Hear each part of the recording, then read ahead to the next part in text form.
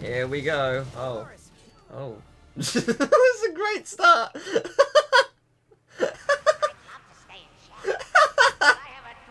Oh man. Wow. That is the peak of my skill right there. No. Oh, I can do anything wrench only me. I can even fail to grind rail.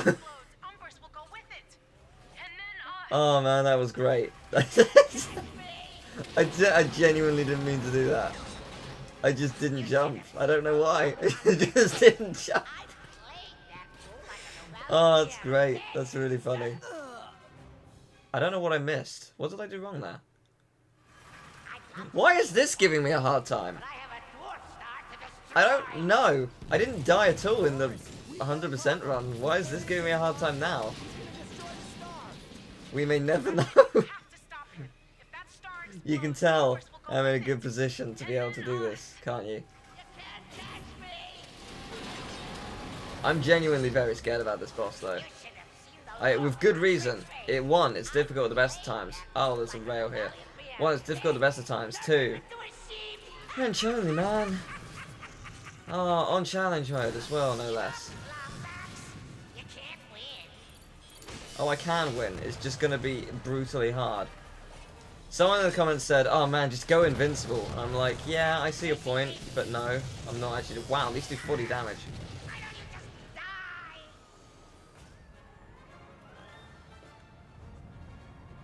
What's your hurry? I thought you wanted to be a hero. I can end your pathetic lives and still have plenty of time to evacuate the station. I'll have a perfect view of the destruction! Beautiful, isn't it? Here we go. 1 health right there. That's all I got. Wow, this is gonna be tough. Wow, I did like 1 hit, 2 hits. That hurt me? Really? Did it now? Interesting.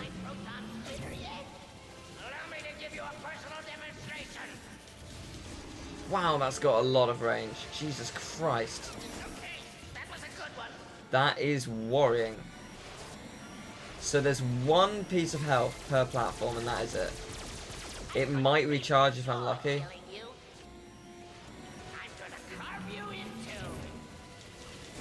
Okay, what's the range at which I don't get hit by that thing? I don't know. I can't tell. I'm gonna hit you twice and then I'm gonna run away. Okay, so it's not terrible, but it's not good either. Okay, so that's the cue for it. He bangs his hands together. And I seem to have enough time to get away. Okay, that's not terrible. Okay, and health respawns. Okay, is it infinite? That's the question. That's the only thing I need to know. If it's infinite, this isn't terrible. In fact, it's even manageable. It's long, but it's manageable, you know? But I'm not going to just take it until I absolutely need it. Okay, now I need it. Well, that did not last long. Okay, so let's find out if it comes back. So this is pretty much one of those fights where I can't really... I don't really get a chance to, you know, Hyper Strike. This is it. This is what I got right here. The doctor is in. Let's do some surgery. Nefarious is crazy. I love Nefarious though. Great villain. Great villain. Good boss as well. Really good boss. Worked on the grind rail section. Worked on by Mike Stout. This section I believe worked on by Tony Garcia, but I think some changes were made between when they did it and now. But yes, okay, it does come back. Okay, it comes back as long as you keep getting it. So that's good. No, that's good. It's not. I don't think it's infinite, but as long as I go far enough away, I think that might be what it is. Or give it enough time. So yeah, if that is infinite, and oh, what the hell happened? If that is actually infinite, let's just say for a second, just imagine briefly, if you could believe such a thing, that it was infinite. Just picture that in your brain space. That makes this not impossible. See, it's back. It's a time thing. I think it's every minute. It's probably a minute, maybe 45 seconds. No, it's probably more a minute, because it's been a while. This is very doable if that's the case. If this is the case, this makes it very... It's a long boss, don't get me wrong. But as long as I can keep getting to that health, nothing about this is bad. As long as I can keep getting there. And I assume that applies for all platforms, yes? At first I was worried that all platforms would be destroyed, but again, that's not the case. So... Okay. This might not be bad. Again, the biggest problem is the fact that it's long. He's got so much health, it will take a long time to kill him. Like, I'm not even at 98 yet, and I've been playing this for 5 minutes so far. But at the same time, you know, like, 3-hour boss fight, but I can't die. It's the toss-up, really.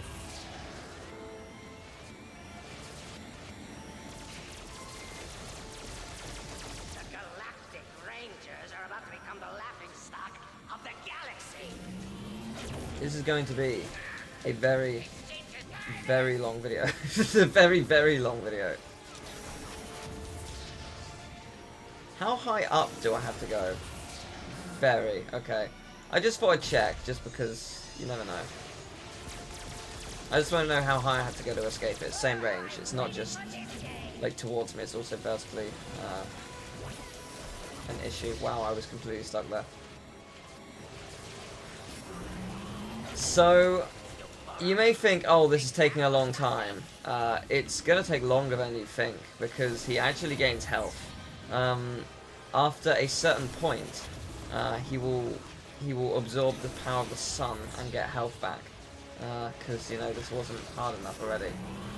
So yeah, if you think it's bad now... Oh, no, guess what? Don't worry. Oh, God, that's a sun that I'm being, like... pushed into. That's nice.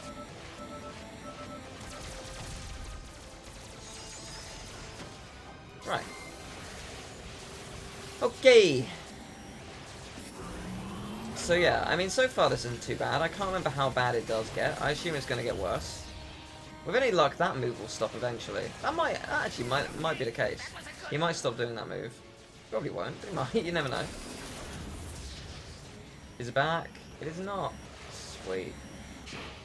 Tubular. I want to just move around and see when it returns. Yeah, it is infinitely spawning. This is not bad at all. I can imagine that my biggest problem will be fatigue. That is my biggest problem. And the fact that I have to do this for 3 hours. Literally 3 hours. Like, I'm not joking. Because it's not, I'm not taking off a percentage a minute. It's more like every 3 minutes. So, oh, we're looking at way longer than... Actually, we're looking way longer than an hour. Now I was thinking like 3 hours, actually. If that's accurate, that's more like 6 hours. Oh, God. Oh, God, this is going to be so long. Please don't take 6 hours. I don't want to do this for 6 hours, man. Oh, really? That's surprising that it got me. I love this move because I can get him loads. It's amazing. It's my favourite move. Yeah, unfortunately, he really never comes close enough to the point where, wow, to the point where I can hyper strike or anything. I mean, he might do eventually, but right now he is not.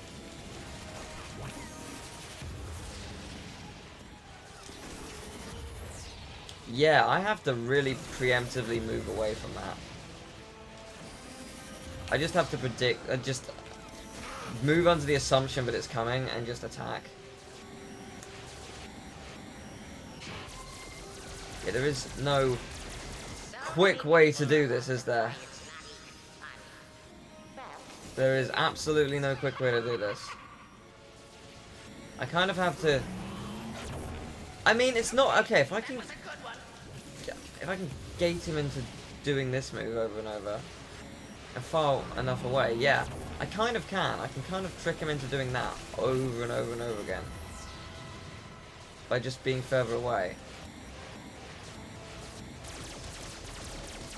Okay, no, that's not, again, that's not bad. As long as I can... As long as I can keep getting to a vendor. I'm, like, not vendor, like, health. This is not a problem.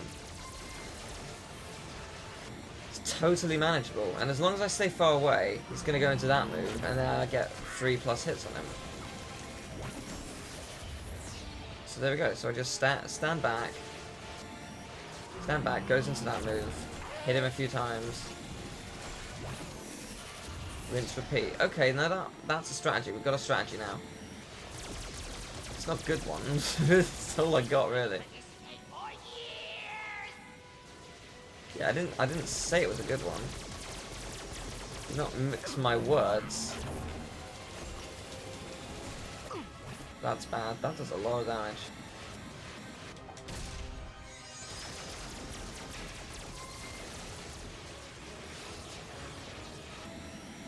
At least the music's fantastic. Did that not hurt me?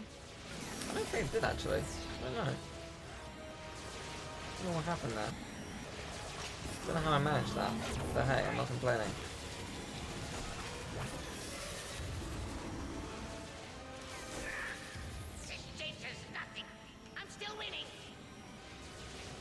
Okay, I want the thing back. There we go. Because now I'm at full.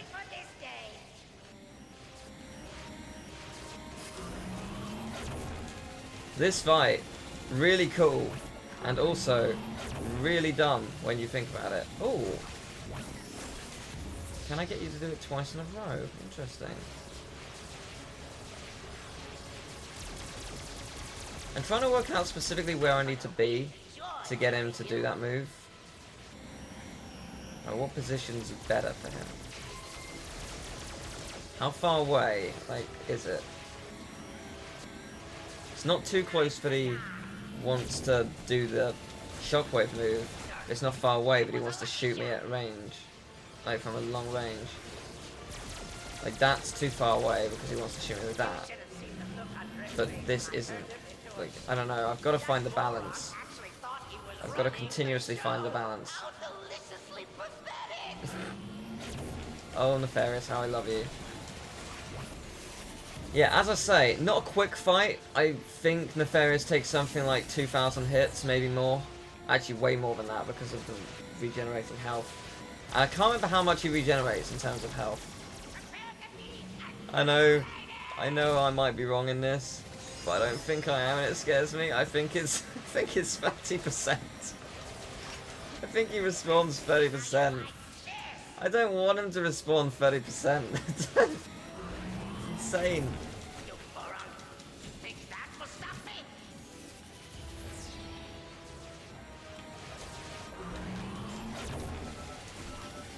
Alright, go to the jetpack fuel. Jetpack fuel can't melt steel Nefarious.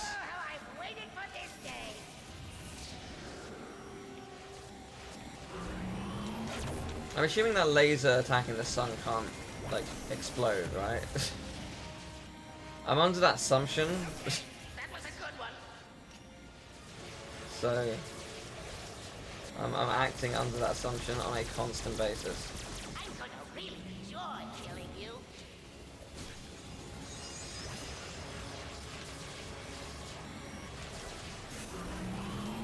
Well, on the plus side, everything I've done has really led up to this. The strategy of running away, learning how to use the jetpack efficiently, like everything we have done has led up to this point where we can take down Nefarious. It's not quick, but you know, we're getting there. With 6% down, that is something. That sure is something.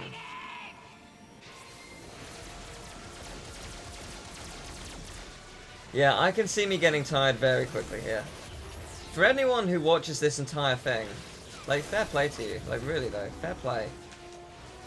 By the way, now that I know how the nanotech works, I'm only going to do one attempt a day. If I end up dying, I'm not coming back to this because its length.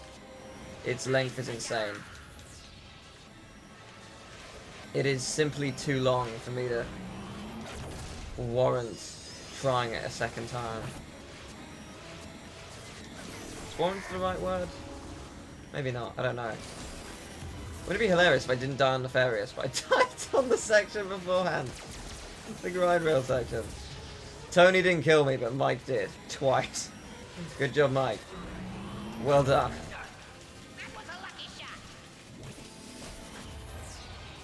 But hey, I will be the one to beat this game wrench only in challenge mode. The one. That mad bastard to do it.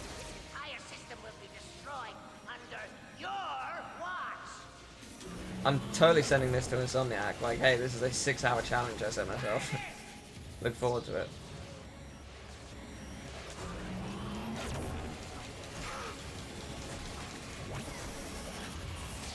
Insomniac, if you're watching, love the game. Seriously, fantastic. Really good job. Looking forward to the next one. I hope you bring Nefarious back again. By the way, great job on the movie. Really enjoyed it. I know critics didn't, but I did. So, you know, I'm a reviewer. That's all that matters, right? I enjoyed it. I reviewed it. I gave it a good review. I mean, it's not something that's going to be like heavily stated on Metacritic or anything, but hey, it tipped the balance a little bit.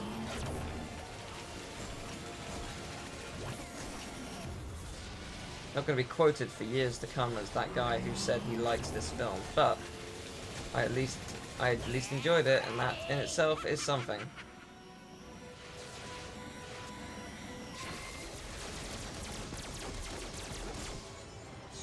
Right, so when will he start to recharge? I think it's going to be around the 70% mark. Also, I'm getting incredibly reckless because I'm getting tired and confused already. Doing something this repetitive for a long time just easily wears you down. Wouldn't it be great if in the sun he was losing health? Yes, it would be. It's not happening, but it would be great. You're right, Teal. I'm so glad this is returning, because if it wasn't, I would be dead many times already. With that logic, I would have to dodge every single attack. Every single attack. Which, is not happening, by the way. Like, the amount of pinpoint accuracy I would need for everything. Absolutely everything.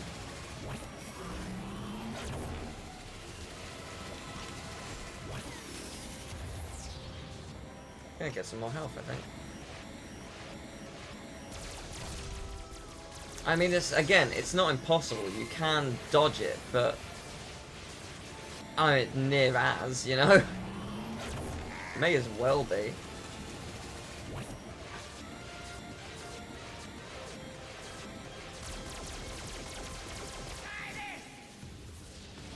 Couldn't escape.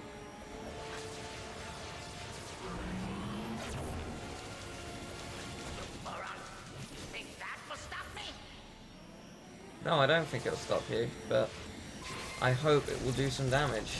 Oh my god, 92. Nearly at 10% in 20 minutes. Oh my god. Oh god.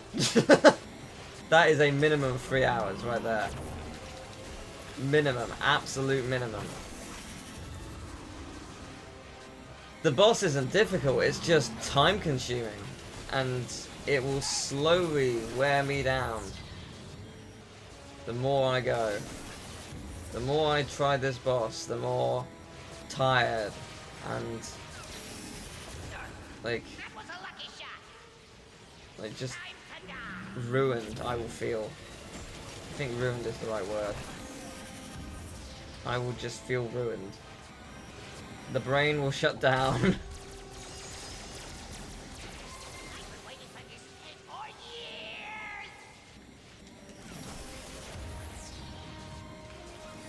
These are very cool attacks, though. Oh, that apparently got me. Cool. 3 hits, run away. I'm still winning. Well, you are winning. I can't deny that, because I can't get you. Okay, so he interrupts that move. Interesting. Because he didn't fire all of them. He definitely didn't fire all of them.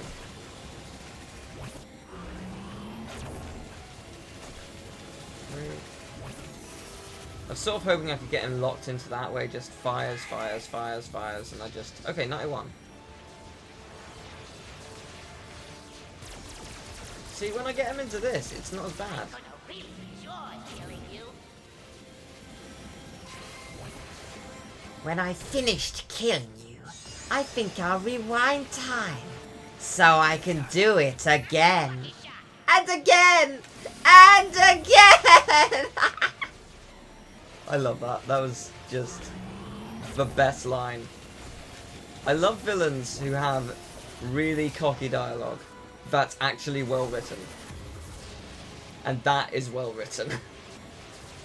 It works well with the plot, it's clearly insane, and it works... Yeah, Do you understand the The that I'm saying here? I need to get him lower. Oh no. Okay, thank you. I say I need to get him lower, because when he's too high up, it's hard to hit him.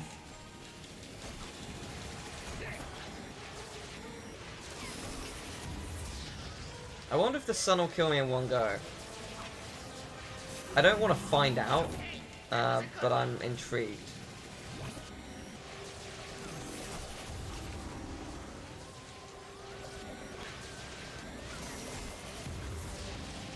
You know, it might be 75% that he does the whole absorb the sun, get health back thing.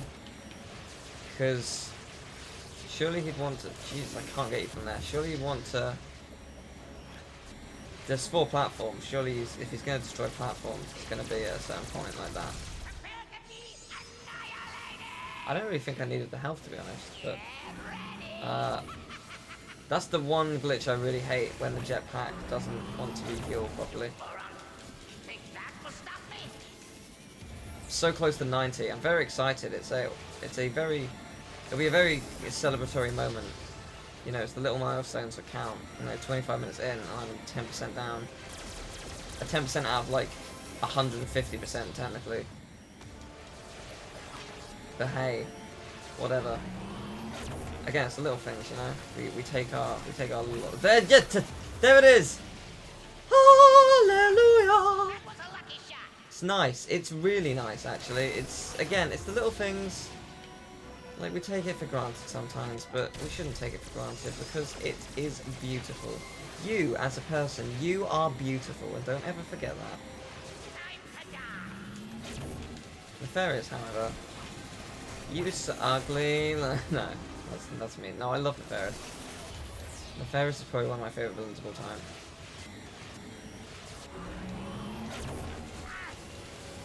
I can't insult you, even though it's right to, technically. I say right to, right, that's mean. It's right to insult your beliefs, which it is, I guess, in some scenarios, but then again, you're no better than them, are you? Deep, man. It's getting deep in here. It's perfectly fine to hit your bullies with a wrench, though. You'll go to jail, but it's perfectly fine. It's justified, is what it is.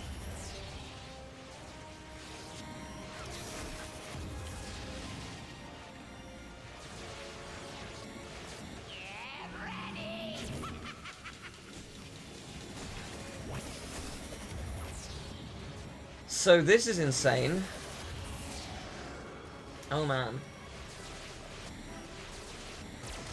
The thing is, this is going to be such a long video, and as soon as people see it, they're going to be like, oh my god, Teal's tried this like 1,000 times to win. No, it's one attempt, guys.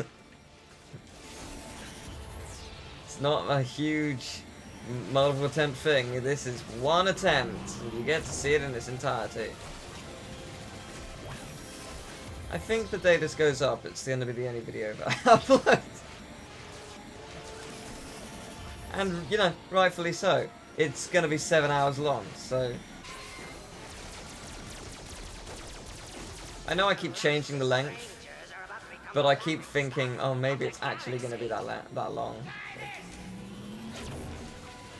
I'm 25 minutes in, and I've done 11%. Like, and it's not even a 10th, it's like a 15th because of the health increases he'll give himself. Like, I'm not even slightly close to being done. This is mental. I may stop, like, midway, just to, you know, have some lunch. I was thinking about streaming today. Maybe not anymore. I'll just get a message like, are you streaming? No. Still, you went to bed and now I'm still doing it. Like, still here. Haven't stopped doing this boss battle since you left. Still going.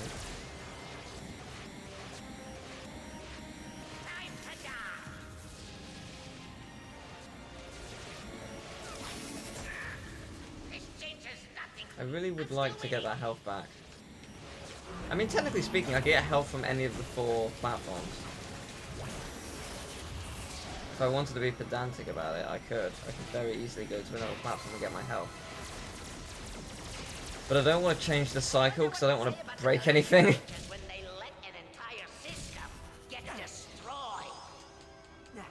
Yeah, I don't want to break the cycle, you know? I mean, I got to the point where I just hit him there, but with that attack, he's gonna be able to hit me on that platform and I can't really do anything about it. So it's just like, I mean, I can Hyper Strike, but it's not enough, you know?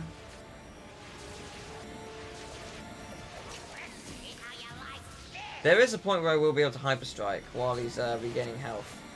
Because he flips over to this platform, so that he flips over to the platform so we can destroy it. But he's down on the ground for a bit, so I can Hyper Strike him like 4 times, I think. And I look forward to it. It's going to be a nice 4 times, you know. It's going to be an exciting moment. I might even take up a percentage while I do it. Again, it's the little things, you know. We've got to look forward to them, because what else is there?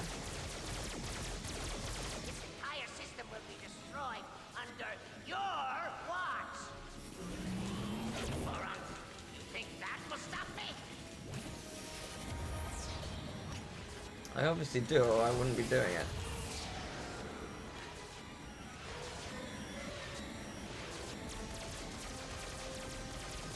I'm gonna really enjoy killing you. Time to die. So I wonder how quickly it'll, or how quick it'll, how long it will take for me to like stop coming up with things to say, like anything, anything at all. I guess I could talk about what, like, the hardest part of this run was. Assuming this boss doesn't do something where I can't get health or anything. Like, this isn't too bad. It doesn't look like it's doing that. It looks like it's fixed in its ways here. I assume it's the same for each platform, so this is not bad at all. Honestly, I think the hardest part was Deplanetizer 1. Because there are rooms with painfully low, like, the one room with 1 nanotech and no defense increase. That was dumb. That was super dumb. I think that, I don't know if that was an oversight or just, I don't know what that was, but it was very dumb. I didn't realize my health was that low. Whoops. That was very dumb. It just didn't, I didn't like that at all.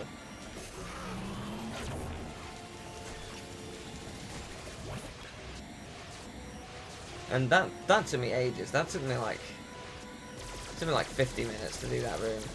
And then the room after it with the tanks, that took the same length but for a different reason. There were loads of health, it was just the tanks did not die. Jesus Christ. But they would not die at all. Okay, my health is back to full, so that's good.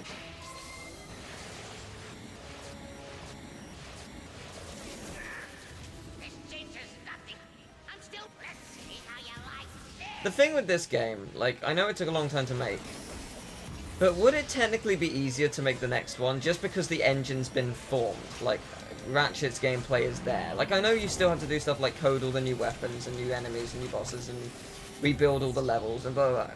I get that that takes a lot of time. But surely recoding Ratchet from the ground up takes a lot of time as well. Because it's a new engine, it's a new system. Surely that's what has to happen. So, in that regard, would that mean that the next Ratchet game isn't as bad to make, like won't take as long to make, in some ways? So, I mean, they've also got the style down as well. Like, that might have been something they didn't have straight away. They needed to pinpoint what kind of style they wanted to take the series for the PS4. I mean, obviously, looking as gorgeous as humanly possible, but still, it's interesting to think about.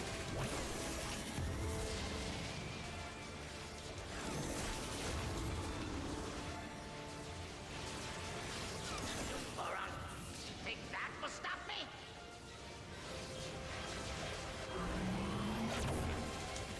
I ended up tweeting that I beat the first boss. I'm not going to mention anything about this boss. I'm just going to have it come out the next day, and people are just going to be like, oh my god, it's here. Like, as of the day I'm filming this, I'm uploading part 2 of Deplanetizer, so there's 2 videos after that before this one. So, That was a lucky shot. this is going up on Monday. I'm half tempted to make both Deplanetizer videos today, just so it goes up on Sunday, because this is a long video for Sunday. Like, it sort of needs to be on a day when no one's doing anything.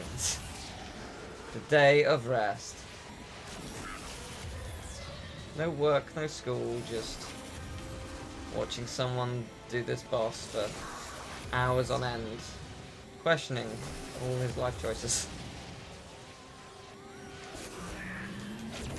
But I mean, that's the best kind of content, right?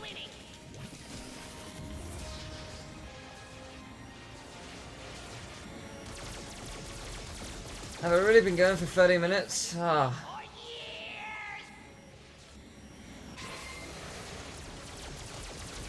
I mean, that's not terrible. It's not boding well. It will take longer than 3 hours, that's a fact. Like, this is a definite longer than 3 hour fight, which is honestly not something I was expecting. I possibly should have. Like, one attempt of Drek, which I died to, took 3 hours in the original Ratchet and Clank. But I mean, that wasn't just, that was also an endurance challenge. This is just a, like, I was keeping my brain energized because I had to keep alive. This is not the same. Well, it is in principle, but the execution is very different. Which, I mean, is not a bad thing. It's a different kind of challenge. Fatigue can do a lot. Like, you will make some horrible, horrible decisions when you're tired, and that will ultimately kill you. I hope that doesn't happen with this boss, purely on the basis that I don't want to do it a second time. I'd like to have it done now within the next 5 hours, and then I'm done, you know, that kind of thing. Man, if this takes 5 hours, I will be finished at 3 PM. It's a long time. Well, we're at 85%, you know, again, every 5 to 10%, it's a little milestone here and there. It means a lot. It means I'm doing okay. I do not know what his final, like, patterns of attacks will be, though. Which is worrying.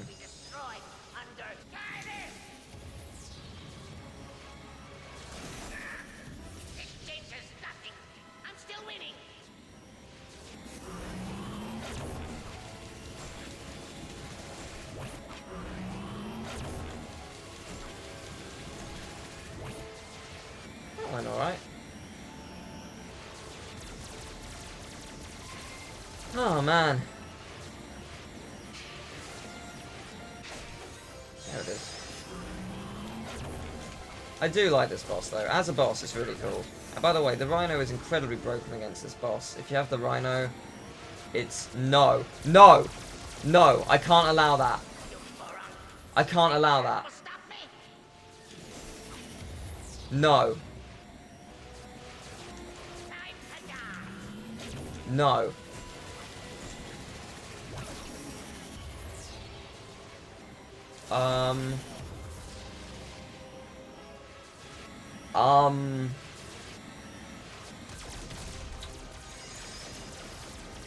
Right. For those who don't know what that is, I downloaded the game off the PSN store in America because it came out in America by like 10 days early. So I was like, huh, no problem. Problem is, it can never be classed as verified because if my internet's off, it's just like, you don't live in America, you fool. You can't have this. So if my internet fails, which it so often does because my internet's the greatest thing in the world, it just dies. And yeah. Oh, when did I get full? When did I get it back? Let me quickly check something, just briefly. Just let me see. Well, it doesn't say it's not verified. It says it's fine, so it might be fine. 15 minutes from now is 50 minutes in the recording. Okay, we'll see at 50 minutes if it shuts down. It might have fixed itself. My internet might just be like, oh, never mind, I found it. My internet is prone to being the worst thing in the world because I live on an island, so it's a small snag that I have to deal with sometimes. This is not the time I wanted it to happen. I think if it does die, what I'm gonna do is I'm gonna record it without commentary, and post commentary with someone, possibly Mike, because it's just not a bad idea, you know?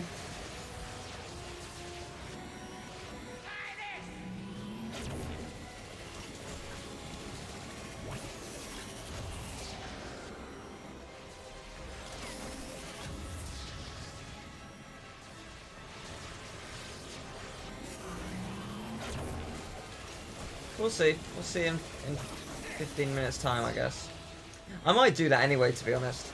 Just because I have nothing to say anymore. It is just me trying to survive. And yeah, some things will change. Like, patterns will change. I'll keep going until, I guess, I'll keep talking until he sacrifices energy from the sun or whatever. Assuming the thing doesn't cut out by then. But I think if it does, then I'm just going to post commentary things. Because it's not a challenge of difficulty anymore. It's not like you're listening to me trying to work out, oh, what's a strategy? What's this going on? What's happening? Like, you are just talking to me because I'm just talking because I need to think of something to say. And it will be easier to say something with Mike. Like, I mean, the whole fact is that, like, when it's live, it's more tense. You don't know if he's going to die, you don't know what's going to happen. Well, I'm pretty sure it's safe to say I'm not going to die. Apart from this move, there is nothing to kill me, and if this move gets wiped eventually, it might not, but I've seen bosses where their earlier moves disappear later on. So if that move gets wiped, then that would be great. Because the only thing that can actually hurt me is gone. That would be something, wouldn't it?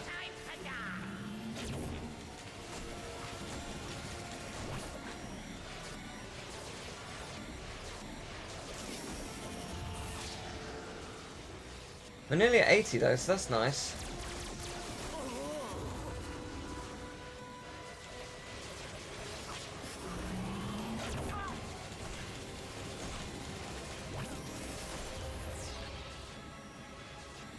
Get some health back.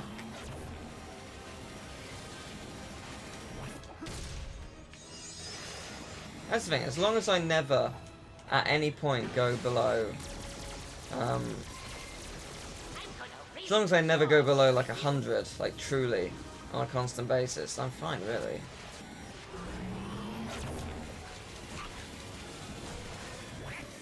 I'm always going to be able to get my health back. I'm not saying that I'm invincible, because that's not the case.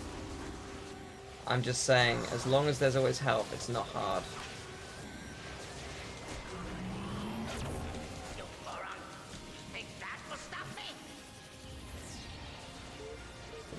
Whoa, where am I? Okay.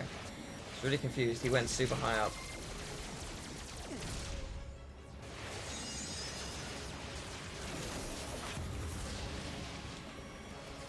I need to check something. I think I hit his hand from a distance. I think I can hit his hands from a distance. It's just hard.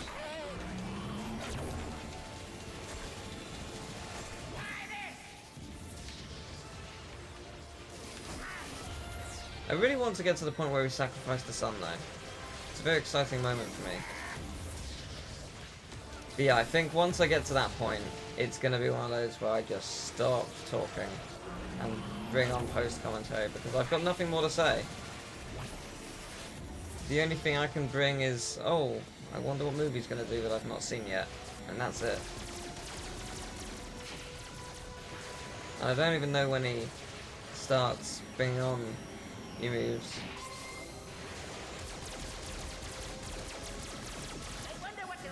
There might not even be any new moves. Like, it might just be this.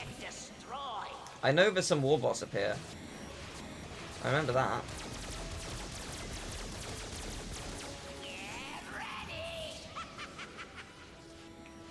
So we look forward to having to kill them. So that'll be fun. But beyond that, I've not got a problem.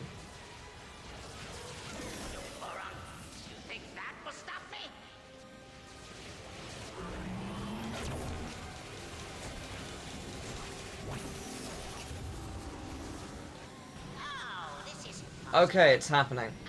Get my health. No, no, no, no health. I need you. No, you suck. I hate that glitch. It's the worst glitch. Okay, he only restores 10%. That's not that bad.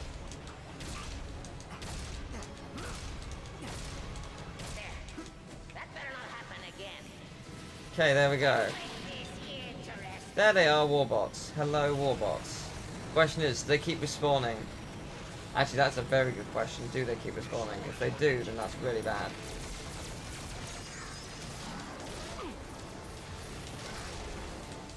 Okay, there's some on each platform.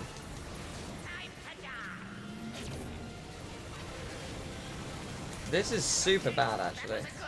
This is a genuinely tough scenario to be in. Because I have to kill warbots whilst juggling everything else. Okay, so he does it. I think he only does it 3 times. I'm pretty sure of that. And yes, this comes back as well. So there we go. Yeah, I'm pretty. Oh, fuck off, game. Oh, fuck off. I hate that. It is the worst glitch. Not only is it the worst, it's the dumbest glitch. Okay, what the hell is going on with my jetpack? What the hell was going on with my jetpack? I was stuck. Oh, wait, is it this thing? The hell is that? Oh, Jesus, I'm about to die. Shut up, Nefarious. If this nanotech goes off a cliff, I'm going to be so pissed off. Oh, fuck. Oh, God. That was genuinely annoying. Because that wasn't even my fault, not even slightly. Like, again, I would be fine if it wasn't for the fact that the nanotech is the glitchiest, like, Snow Beast Award, whoever did the nanotech. I hate you. Like, I actually hate you. I wonder what they'll say about the Galactic Rangers when they let an entire system get destroyed. Well, he's still got that move. It's cool, I guess. And there's these, like, mine things, which sort of, like, suck me in, I think. Where'd they come from? What are they? And they hurt me with 40 damage. Cool story.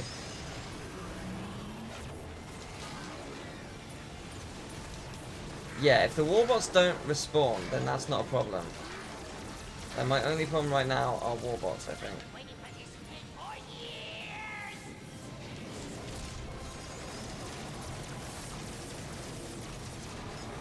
But yeah, those things are weird. Those bombs are weird.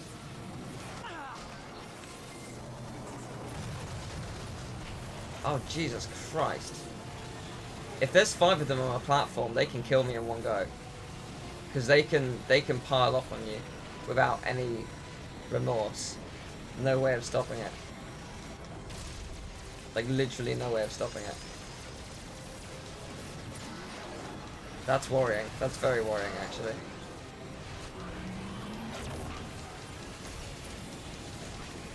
On the plus side, I do have infinite health. So, sort of, at least. So, that was a tense little moment, wasn't it? That was fun. Did you have fun? I had fun. Question is, who did it? Was it Nefarious, or was it... Is it Nefarious? Is it the warbots? Who's doing the bombs? I can't tell. I honestly can't tell. There's no specific clues, I don't think. I'm not seeing someone do it. I'm not seeing who does it, so... I can't tell if it's the warbots, because if it's the warbots, I can get rid of them. If it's Nefarious, then it's going to keep happening. I think it's Nefarious. But again, it might stop as long as I have my eye on him.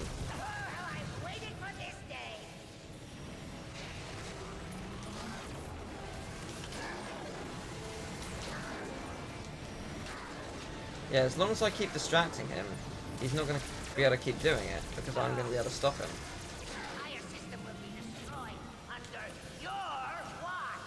Oh man, this is insane. This is actually insane.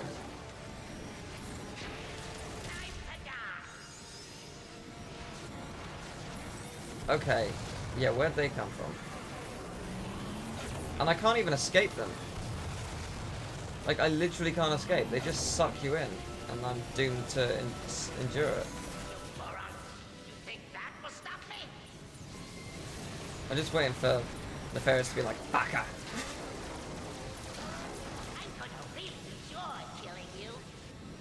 There's some more over here. Don't know where they came from. I don't even remember Nefarious being over here, but I'm over here to get health.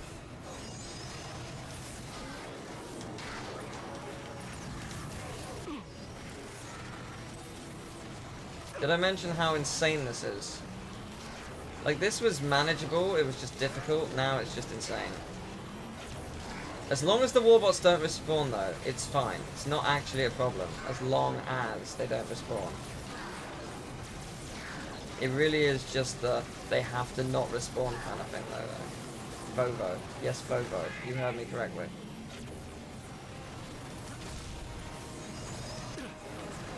Can I hit them, like, at all? Jesus fucking Christ! Yes, I can. I can't tell if it is Nefarious, actually. It has to be. No one else has ever done this before. And he's only doing it because I'm not attacking him.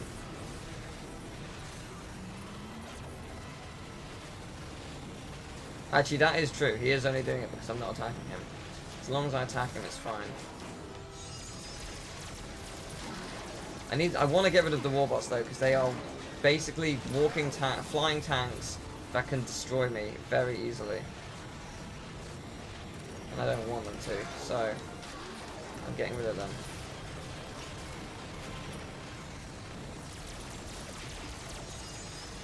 Okay. We're coming up to the point where it will shut down in a minute if it didn't. If the internet couldn't be found. So let's find out what we got, shall we? Will it shut down in 3, 2, 1, go?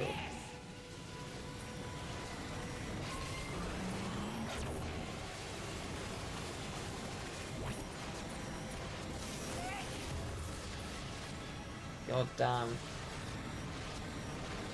Thing is, the warbots on their own, like they they take an insane amount of damage.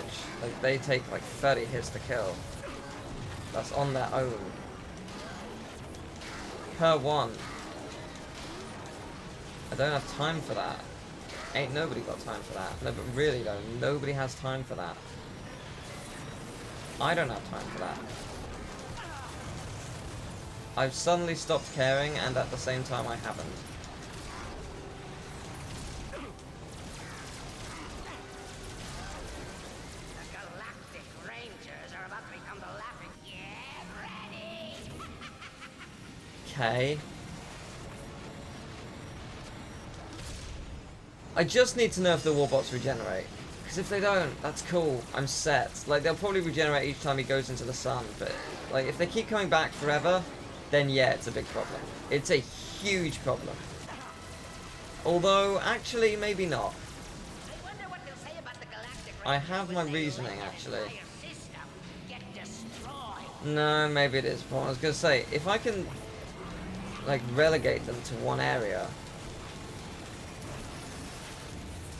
then that's not a problem. I technically can, I just need to kill one set, really. By the way, outside the window looks really cool. I think that's the title screen, actually. I think that's the image in the planet in the title screen. I might be wrong about that.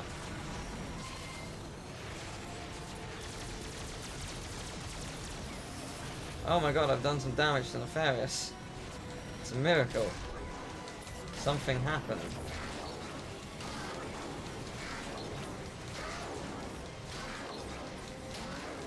So, will another one appear after you die? That is the question. If one doesn't, that's good. If one does, that's bad. It means they will never go away. They will never ever stop. I need to know. Can you show me? I need to know about these strangers like me.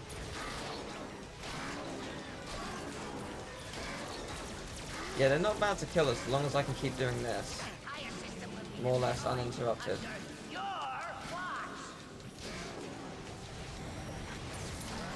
I assume I can't go too far away, right? I'm going to assume that. I might be wrong. Maybe I can go as far away as I want. As long as it's not the sun, it's all good.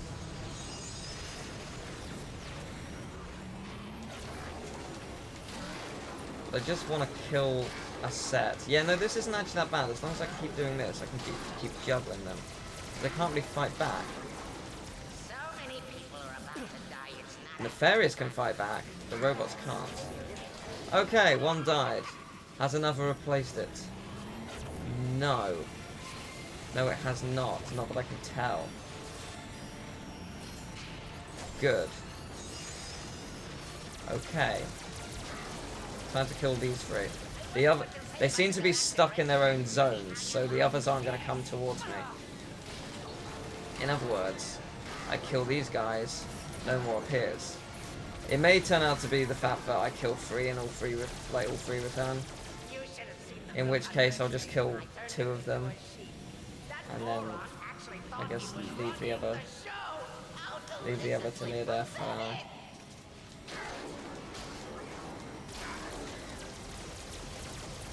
We'll see. We'll see. I haven't decided yet.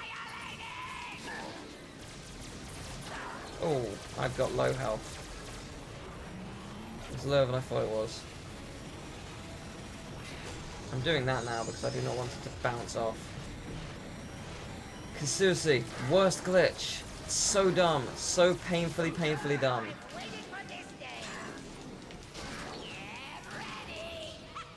Ow. I didn't realise you were that close.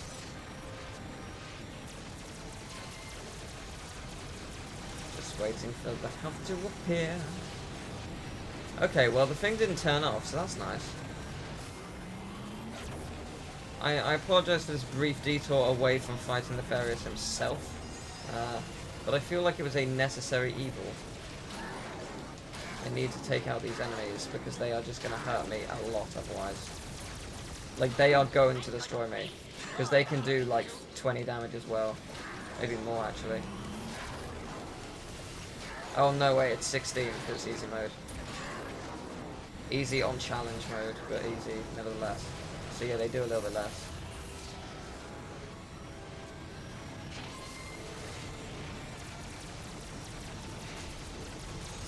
I wonder what they'll say about the Galactic Rangers when they let an entire system get destroyed. Okay, 2 down.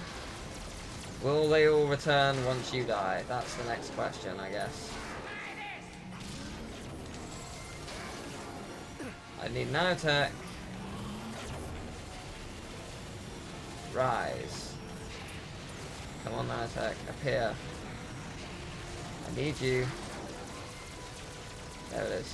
The Galactic Rangers are about to become the laughingstock of the You're about to die, galaxy. come on. Then when I kill you, it's just back to attacking Nefarious like normal, nothing will change. I look forward to it, it's a wonderful moment in my life. You should have seen the look on Drek's face when I turned him into a sheep. That moron actually thought he was running the show. How deliciously pathetic. Do they all return? No, they don't. Good. Time to take you out. First, let me get some health. But time to take you out. Here's the next 6 hours of my life. Time to die. You moron. You think that will stop me? Hello! So, post-commentary time. I've got, again, the greatest developer in the world joining me. Hi, Hi, how are you? I'm doing all right. That's good, that's good. Yeah, I'm alive. Yay! Everybody's alive. It's good. Well, no, Except for all the people who aren't alive. Yeah, Yes. yeah. May the rest in peace. Yes. But, And you know what? I've already, it's already a bummer now. I'm sorry. yeah, no, it's all good. No, it was a bummer ages ago when I started this. Yeah, so this is you know, it was getting to the point where I was like, I can't talk for another 5 hours. Like, I've done an hour and I'm exhausted. I just want to concentrate and take breaks and just, I'd rather do a post-commentary thing. So this is a post-commentary up to the first death. Yes, there are deaths. It's great. You'll hear commentary after the death happens, but yeah, it's great. Love it. So you're not actually playing live right now, right? No, not right now. But did you stream this when you did No, it? I didn't. I thought if it got to the point where it was too bad, I would stream it. And ultimately, it's bad. It's really bad. But there's infinitely spawning health, so that in itself is not bad. Okay. Also, the 100% at the side is a lie because he gains 10% twice. Okay. So I mean that's all you can really hope for. 120% boss fight that takes 6 hours. Oh God. So you sped it up? Well, yes and no. I mean, depending on how long we end up. If we end up talking for the entire recording, then no, this isn't sped up. If we don't, then yes, this part will be sped up a little bit. And so you guys will know before we do right now. So, yeah. After I die, I pretty much just cut to like 10% left because it doesn't change in like the 30% that I lose. So those 2 or 3 hours of your life were just probably not worth. Yeah, like the extra 2 hours of the battle you don't need to see, and also the 3 hours where I regain up to the 40-something% mark. Yeah, that you don't need to see. I actually thought I died because of my negligence, because you'll see later on that I lose jet fuel and I just drop, and I was like, oh god, no! Was I not paying attention? I thought it was my fault. Looking back at it, it was at like 90 and it drops to 0 in 2 seconds, and I have no idea why. I didn't go out of bounds. I went way further than that, like in a different time. So it just dropped for no reason, and I have no idea what that reason is. Wow. So yes, that's the first death was a glitch. So fantastic. I love that. So that's what actually kills you here? Yeah, in about 2 hours' time, I died due to a glitch of my jet fuel just dropping completely out of nowhere. Wow. So, Wow. Yeah, that was depressing for 2 reasons. 1, I thought it was my fault, and 2, it wasn't. It could have been avoided, but hey, whatever. So, any questions about how dumb this is? How dumb is it, Teal? Extremely. So what's the strategy? Fly and then hit him with the wrench? Yeah, okay, so if you get too close, he has this shockwave move, which he's doing now. And that doesn't do too much damage. It does right? 20, but he constantly does it to the point where you can't hit him. And the health isn't returning fast enough to warrant the risk. So what I'm trying to do is I'm trying to stay far enough so he does this laser move so I can actually get 2 to 3 hits on him. Which actually sounds like a lot, but you've got to factor in that he has 2,000 hits. So yeah, because the wrench throw is not doing as much damage as the regular wrench would. No, and the thing is with this game, this and there are 3 games that does this. This Quest for Booty and Gladiator. These 3 games don't like the wrench levels up with your nanotech, so if it gets more powerful throughout the game. This game that doesn't happen. So it's terrible. I may as well have 10 health at the beginning of a game, pretty much. Like the only difference is I don't. Like, but it's pretty bad. So it's almost like this game wasn't made to be beaten with the wrench. It's almost like that, and yet I did it without using any weapons at all in anywhere, like anywhere. So suck it, Insomniac. So now both Ratchet ones you conquered with the wrench, despite the incredible slog that the final battle. Yeah, and also, you know, the glitches that should prevent you from being able to do that. Like Veldin in this planet. Oh, you have to blow up some walls. No, I'm gonna glitch that. That's why challenge mode. Like, if you want to be a purist and you want to do it quote unquote wrench only completely, it has to be in challenge mode because it's the only way you can glitch past those doors you blow up. So it's just like, well, great. Like, it's an added challenge to the extreme, because challenge mode, even on easy, which I'm on easy now, normal would be doubling the damage I'm taking. Oh god. It doesn't actually alter it doesn't actually alter the damage you deal though. And I didn't die enough to make the enemy weaker. I noticed that when I died in other places, it didn't actually make the enemy weaker, but it raised my defense, and that's all. So yeah, I saw that where you noticed you were getting tuned. That's not the normal system we used to use in Ratchet. That's a different one. Yeah, I figured, because you were saying it was actually reducing damage points before, or my attack. Before it was reducing. It was reducing the damage that they did to you, but well, actually no. In Ratchet, on the PlayStation 2, it was in the future enemies like the enemy setups will be different based on your performance now. So like. Let's say you're in level 1 and you do terrible, right? You die 10 times in level 1. Level 2, some of the enemy setups aren't going to have as many enemies in them. Right, okay. Because you start in like say Ratchet 2, right? The game starts out in medium difficulty, and then if you suck, it goes down to easy, and if you're great, it goes up to hard. Right, I see.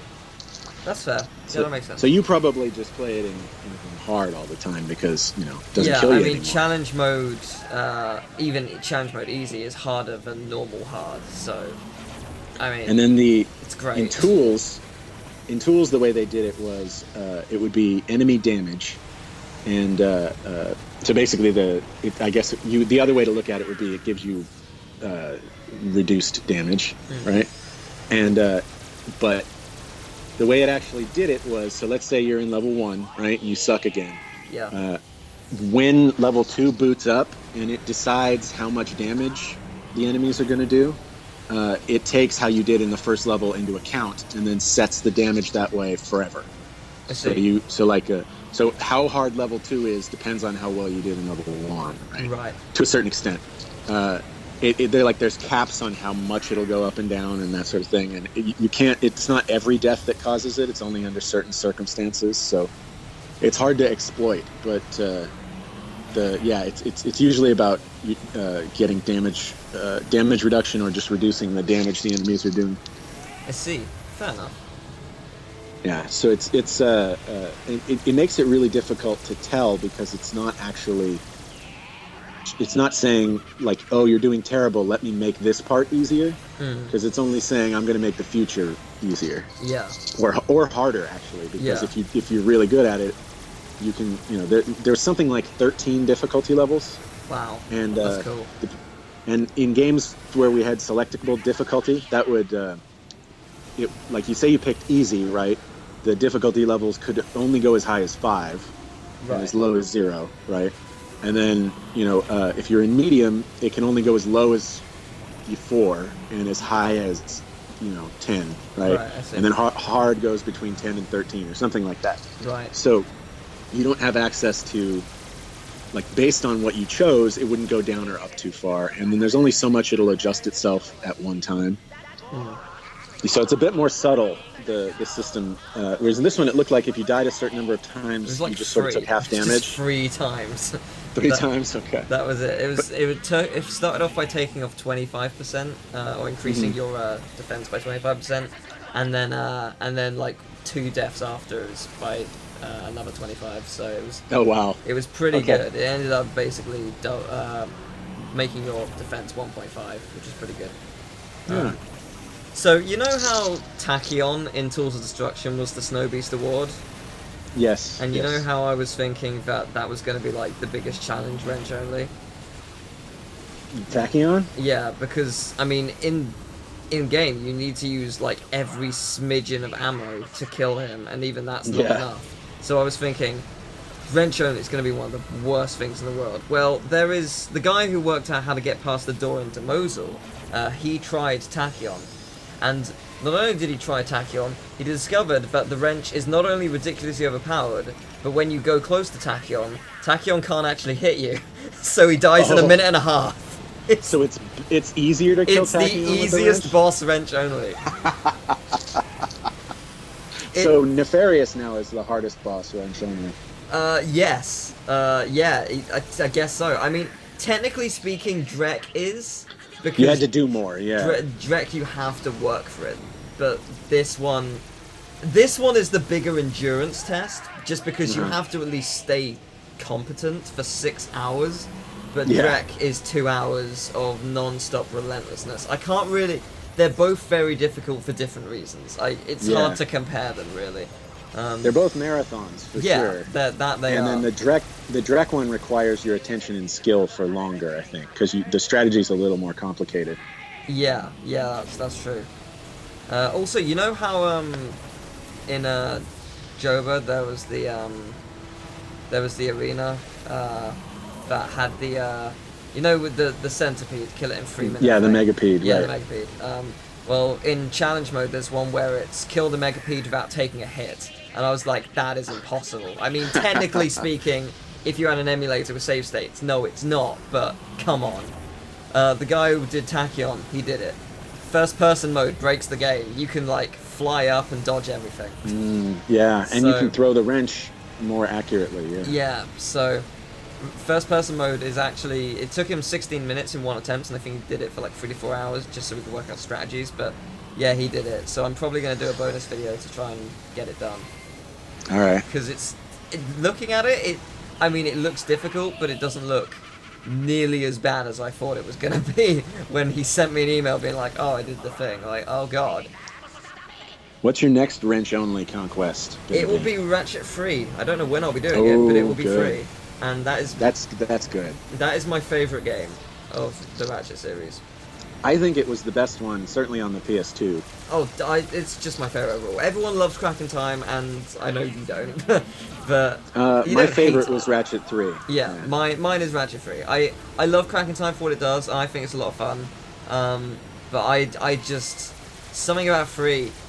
Like, I've talked about this in the video. Can you work it out? Like, I don't know what it is. There's something about the early Ratchet games on the PS2 that changes with Gladiator. Like, Gladiator onwards just feels really different. And I can't Different find one.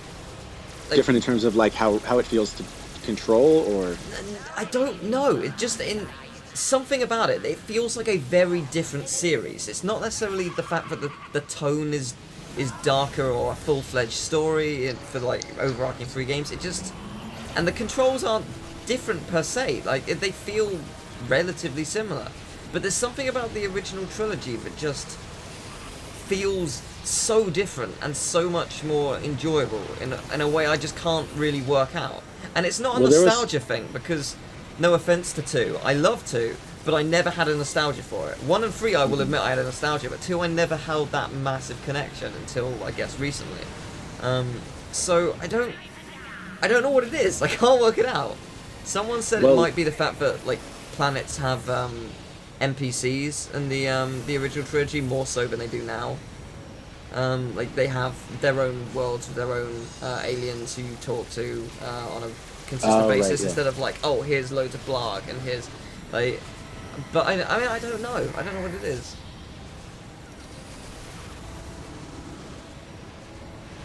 It's interesting to think about, because then in principle they're not different. But I lost you there.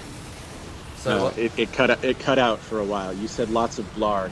Oh right, yeah. I just like it's got loads of NPCs and it's got unique enemies instead of just loads of blarg over and over again. But I don't know. Are you talking feel in terms of gameplay or story, or both? I mean, I guess both.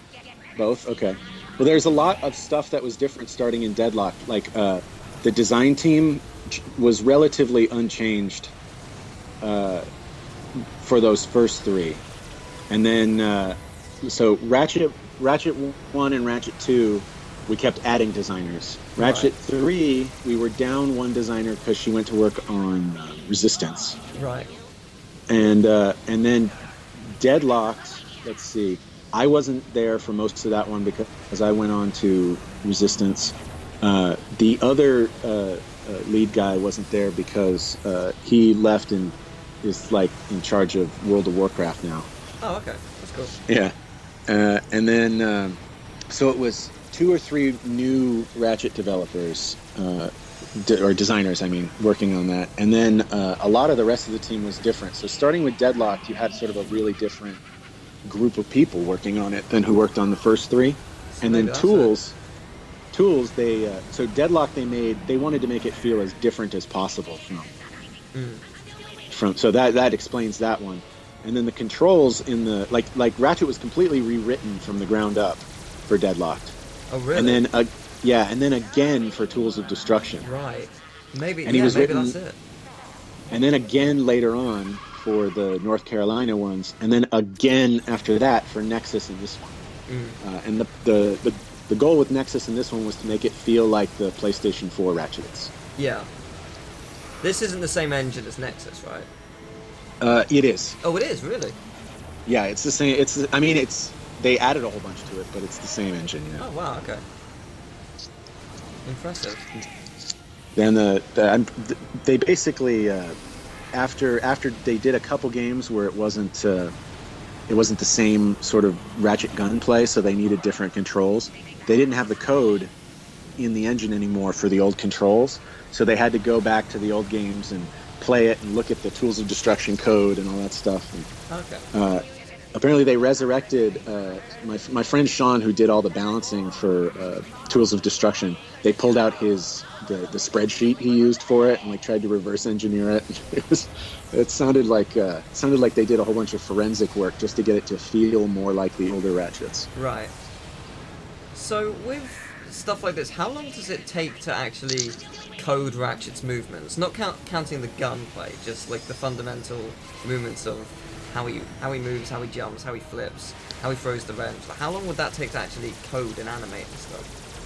So I asked Tony about that once, like what would be the fastest he could see doing that, and he couldn't give me an answer because the question is super open-ended. Right. But I'll give you an answer because I'm not a programmer, I'm a designer. Right. Usually from the beginning of the project until you have a set of controls that feel good, you don't want that to be more than like 3 months of of pre-production. Really takes So that long. Yeah, and it usually takes that long to get it feeling good, but it's Yeah. not done. Yeah, no. You know, of like course. there's still a lot of the moveset that isn't there. There's still bugs. It's still like there will still be lots of clunky things. It really takes the entire length of the project to get the controls feeling right. If you're recoding it from scratch, especially. Yeah, so to that end, does that mean for the next Ratchet game, part of the legwork is technically done because Ratchet is, excluding the guns, more or less what he should be? Oh, they won't have to retool the movement. Yeah. Yeah. And So part of that's done. and all of the improvements they made to the gunplay, like for example, holding down the strafe button puts you in lock strafe mode. That's genius. We never thought of that. Like basically, they turned it into an aim button, Right. and so it takes you into the best mode for shooting whenever you strafe. Like it's brilliant. Yeah. You know, and they do a few things like that were also really brilliant. Like, you know, when you're within range of a swing shot target that you can use, it opens up. Yes, and still sometimes it doesn't work, but let's not talk about that. The Do you know swing what- shot is a very difficult gadget. Yes. I can understand why it might not work in some cases. Yeah, no, I understand. But yeah. Anyway, so that's probably it. You know, like 3 months, and then yeah. Yeah, that's pretty good. Like, I mean, it sounds like a long time, but it's actually pretty quick when you think about it.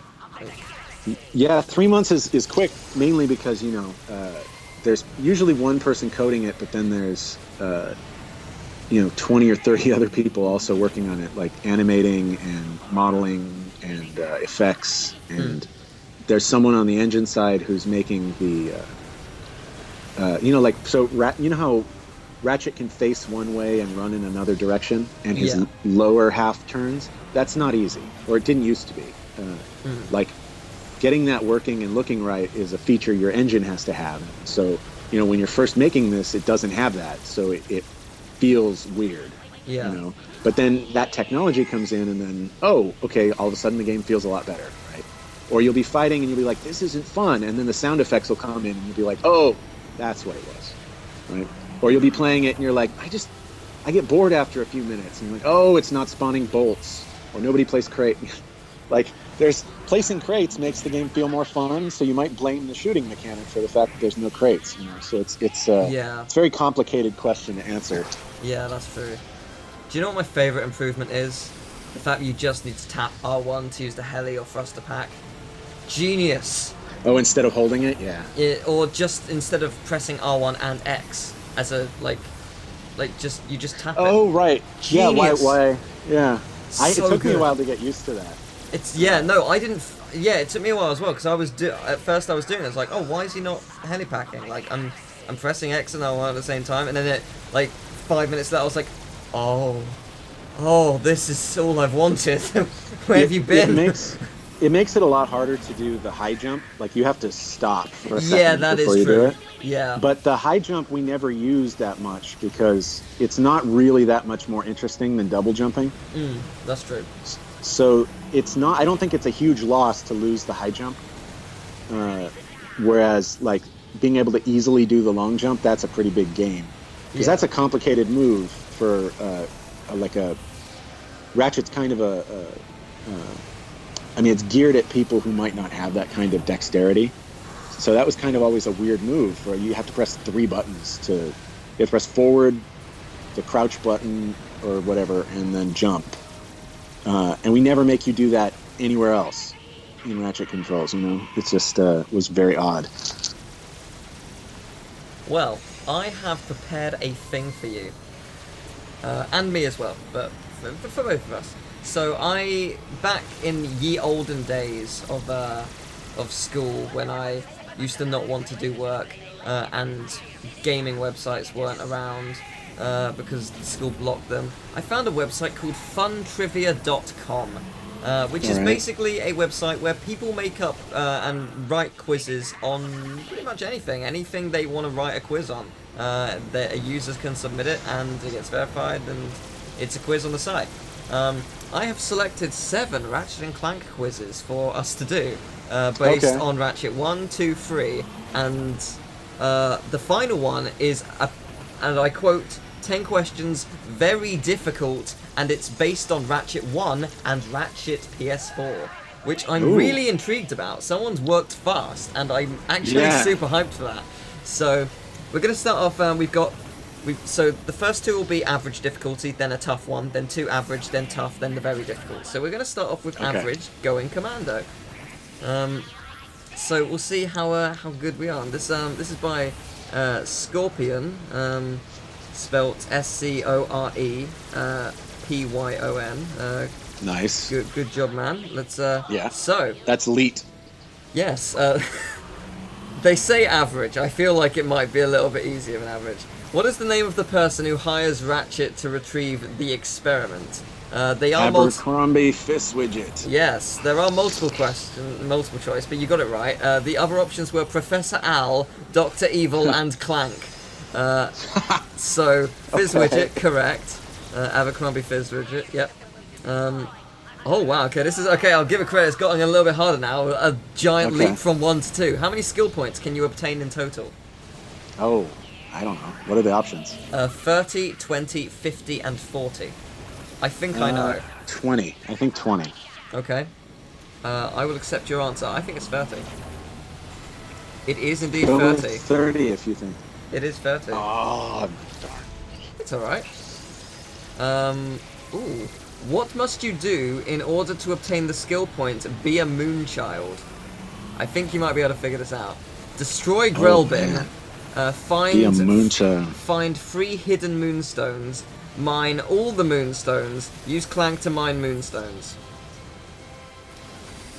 That sounds like all of the moons. It is, I'm pretty sure. I don't know why Is it? they didn't give us like different choices. Like why one of them could have been moonstones, the rest could have Beating just the been Obani moons. Yeah, although it's Ratchet free, but yeah, that would have worked. The unknown thief hired thugs Oh, yeah, we didn't know about those yet. The unknown thief hired thugs to finish Oops. off Ratchet and Clank. What is the name of their company/organization? Thugs for less. It is. The others are Thugs Are Us, We Are Thugs Inc., or Lombax Eliminators and Co. That's pretty great. Those are all pretty good. Yeah. Ooh, okay. Yeah, interesting. Slim Cognito provides you with upgrades for your ship, such as missiles and nukes. He is quite a shady character, to say the least. What is his shop called? The options are the Cognito Cache, Slim's Ship Shack, Slim Cognito's Ship Shack, or Slim Cognito's Ship Shop. I don't know. Well, I know the answer to that one. Okay, go on. That's the third one. Slim It's- Cognito's Ship Shack. is the Okay, name it of actually is the one with Slim Cognito. I couldn't For tell. alliteration. Oh, okay. Yeah, it is. I couldn't tell if it was Slim Cognitos or just Slims. I wasn't really sure, but yeah, you got that right. It would have been snappier as Slims, but I definitely remembered the Cognito part because that's the joke, right? It's incognito. Yeah, fair enough. Okay, I love this guy. He's quoting the cutscenes. You just got to the Maktar Arena. There are many challenges, including 2 bosses such as Chainblade, and the B2 Brawler. The latter is a huge spider-like machine with a huge brain. Brawler.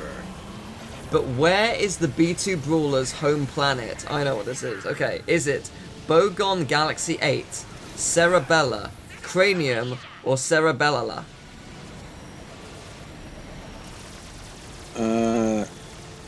I don't remember exactly, but I think it's Cerebella. It is Cerebella, yeah. It's I think it's as soon as you start speaking to him, it's from the planet Cerebrella comes an almighty creation or something. Yeah, I think it was that. As you So I think when it comes to the names of specific skill points and stuff, that's going to be you answering those Yeah. because they were called something different when I was working on it. really? Like right up till the last. Yeah, I mean, like all the names for all that stuff, like the names of the planets, the names of the weapons, that all comes in late. Oh wow, I didn't know that. We're still calling it the blaster, and then the name comes in that it's like the Destructinator 4000 or something. But We still call it the blaster. Yeah. Or the sniper rifle, or the rocket launcher. This is just Planet of Ooze. This is Fire Planet 3. That's... Okay, so, as you progress in the game, you will get armor upgrades in Megacorp armor vendors. The best armor you can get for Ratchet is the Carbonox armor. Up to how much damage can this armor repulse? Oh, 99%, 88%, 90%, or 50%. I have a hunch. I think it was 90. What was it? I feel like it's 88, but it might be 90. Man, 88 seems just unlikely because Yeah, I know. It doesn't end in a 0. Yeah, we'll go with 90. It is 90. I don't know why, I just felt like it was just Woo! a really weird number for some reason. Yeah, those numbers were picked, like, they weren't chosen based on math, you know, like, it wasn't an algorithm, so they were just picked by a guy. Yeah. And generally when that happens, there's, you know, you want them to end in zeros because otherwise it looks weird. Yeah. And it's hard to do, hard to figure out. Yeah, that's fair. Okay. Where do you get the first wrench upgrade, and the glider? Is it Planet Tabora, Vukovar, Uzla, or Veldin? What were the last two? Uzla and Veldin. Let's see. Vukovar was the Vukovar Canyon. That was where the races were. So what was the first one? Tabora. It's probably that one, although I'm not sure. It what do you is. think? I know it's Tabora. That is that's where you get ejected by Fizzwidget. And it's the desert planet where you get the crystals. Oh, See, the wow. planets also get their names late. Yeah. Because we would call that level 4. Yeah. You know, or level 8. Okay. How much ammo does the Zodiac have? 6, 1, 10, or 4? You know the answer to this one, don't you? do. I do. It's 4, isn't it? It is 4. It is 4. It Man, costs that gun. 1,000. No, what 1,000? If it was 1,000, I wouldn't complain about it. 1,500,000 bolts, and ammo costs 10,000 each. Go to hell. No, it's not worth it in the slightest. Yeah. Okay. I don't know why we thought we needed 2 super weapons, or why we thought we needed to make a super weapon feel balanced, but apparently we did. This is... Okay, so this is super easy. I think you'll be able to get this one. You've just beat the final boss. You are watching the credits and laughing at Qwark's new job testing crotchetizers at Megacorp. After the credits, what do you have the option of doing? A. Play as Clank throughout the whole game, which I kind of would love to see, just as a huge challenge run to the extreme. Battle the B2 Brawler, Chainblade, and the Arachnoid together. Nothing, game's finished, or you can play challenge mode. Which do you think it is? I know it's tough. It was the Clank one, right? Yeah, no, it's a challenge definitely. mode. You are correct. We got 9 out of 10. New game Technically- plus, mother effers. Technically 10, because I just gave you the wrong one, even though I knew it was right. So we'll say 10. We got 10 out of 10 there. That was good. Okay. This is... This says average. This might be much harder. I don't know what it's going to consist of, really. This is, again, Ratchet going commando, and it says, where in the Bogon Galaxy would you find... ? So... I don't know what the questions are going to be like, but it's an interesting idea. I think it's just going to describe things and see if you know where it is. So that's cool. So we'll... Oh, what planet? Yeah. Yeah. So we'll see. This is by eBurge. Good job, eBurge. Oh, Go okay. for it. Oh, this is cool. Where in the Bogon Galaxy would you find Clank's apartment? Is it the Tundor Wastes, Grelbin, Testing Facility, Dobbo, Megapolis, Endako, or Algon City, Demosul? It's Megapolis. It is. It is. So we'll see we get Swing Shot and Ground Boots. Man, I'm surprised I'm getting these. Yeah. I mean, this was a long time ago. Yeah, it was. I mean, technically you did play through it like 2-3 3 years ago. Oh wait, or maybe True. wait. When did you do the videos with Tony on Ratchet 2? I don't know. It might have been older than that. It might have been I don't remember. Might have been 2012. Oh god, it's been so long. Oh wow, yeah, okay. So it's been a while. And then I've watched you play it too. Wrench Yes. only. Not wrench only, yeah. Watched you play just the regular one. Yeah. Where would you find the tractor beam? Alright, we're in the Bogon Galaxy. We are. You That's find- on Uzla. It is! I didn't even need to give you answers. Cool. I Okay, knew the Megapolis one too, I just wanted to hear Yeah. that. Where would you find the glider? We've sort of just had this answered for us so, Yeah. in the previous That's one. the glide, the desert level, which It I think is. you said was Tabora. It is. It is indeed. Okay. Yeah, that was just the desert level, so level 8. Where in the Broken Galaxy would you find the Qwark fanboy who became a villain for reasons I still don't understand? Well, that was in my level. Yes. Do you know the name of it without me saying the options? Let's see. It was something test facility on, was it Dabo? No, it wasn't. But I'll give you the The options. Megacorp test facility, right? The options are the Megacorp Armory, Todano, the Flying Lab, Aranos, Distribution Facility, Smolg, and the Felton System, Nope. Rendezvous. So, yeah, you know it's Todano. Yeah, I got pretty close. Oh, okay, this is a little bit harder, actually. Where in the Bogon Galaxy would you find a ghost ship? The Jamming Array, Maktar Nebula, the Fug Rendezvous Felton System, the Fugs for Less Fleet on Gorn, or the Deep Space Disposal Hubris Crowd? Oh. Man, okay, so the ghost ship, so it wasn't Kruger's Cloud, I don't think, because that No. was the one with the repair bots. That is correct. I think it was the third one, wasn't it? It is, Gorn. Not the third one in the game, but yeah, okay, let's do Yes, that. it is Gorn. Yeah, no, that's actually hard. Yeah. Yeah, because it's all space combat levels, and who remembers what those are called? Yeah, I wouldn't have remembered that it was called Gorn if it wasn't for the fact that I had to specifically name the video Gorn when I did it. For wrench only, so I was like, oh, I'll remember that from now on. Well, see, you're cheating. It's your job. Okay, sure. We'll call that cheating. I'm not sure I'll be able to do the tough ones. They might actually be really tough. We'll see. Yeah, I'm kind of nervous about those too. I'm really nervous about the very difficult one, the difference between this game and the first one. That's a really interesting idea. I quite like that. But Yeah. okay, I like this question. Where would you find the teleporters to access the Insomniac Museum? Boldon. Yeah, it is Silver City. That's what the clock's for. Yep. Isn't there something to do with like the problem with Wait, what? I'm just reading this. Apparently, the museum is found on planet Burbank, which is what you know, and planet Yeah. Dantopia in PAL games. I don't think that's true. The planet, planet Dantopia, that sounds familiar. Is that true? I mean, I've got a PAL version, and it's not Dantopia for me. It might be English, it's Burbank, and other language Dantopia, Oh, okay. Yeah, fair enough then. That's cool. because it sounds like a localization thing. Yeah, interesting. That's cool.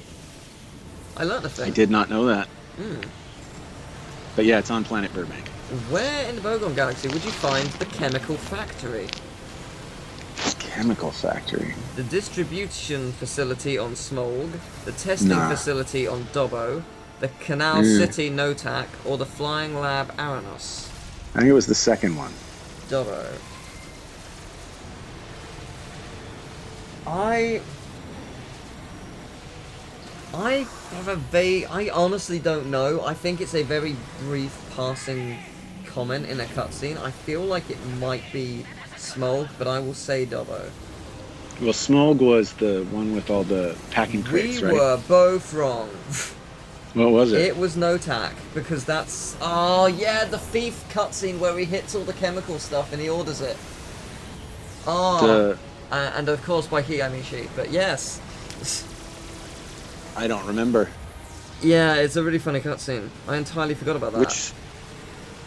It's basically the cutscene where the thief is like, I would like 6 crates of nitroglycerin, Oh, and just okay. gets hit by the proto pet, and he's like, better make that 5 containers, and yeah, that's Yep. pretty great. Okay, no, fair enough. That's a good question. That was good. Yeah. I like that one. Where would you find the B2 brawler? Brawler.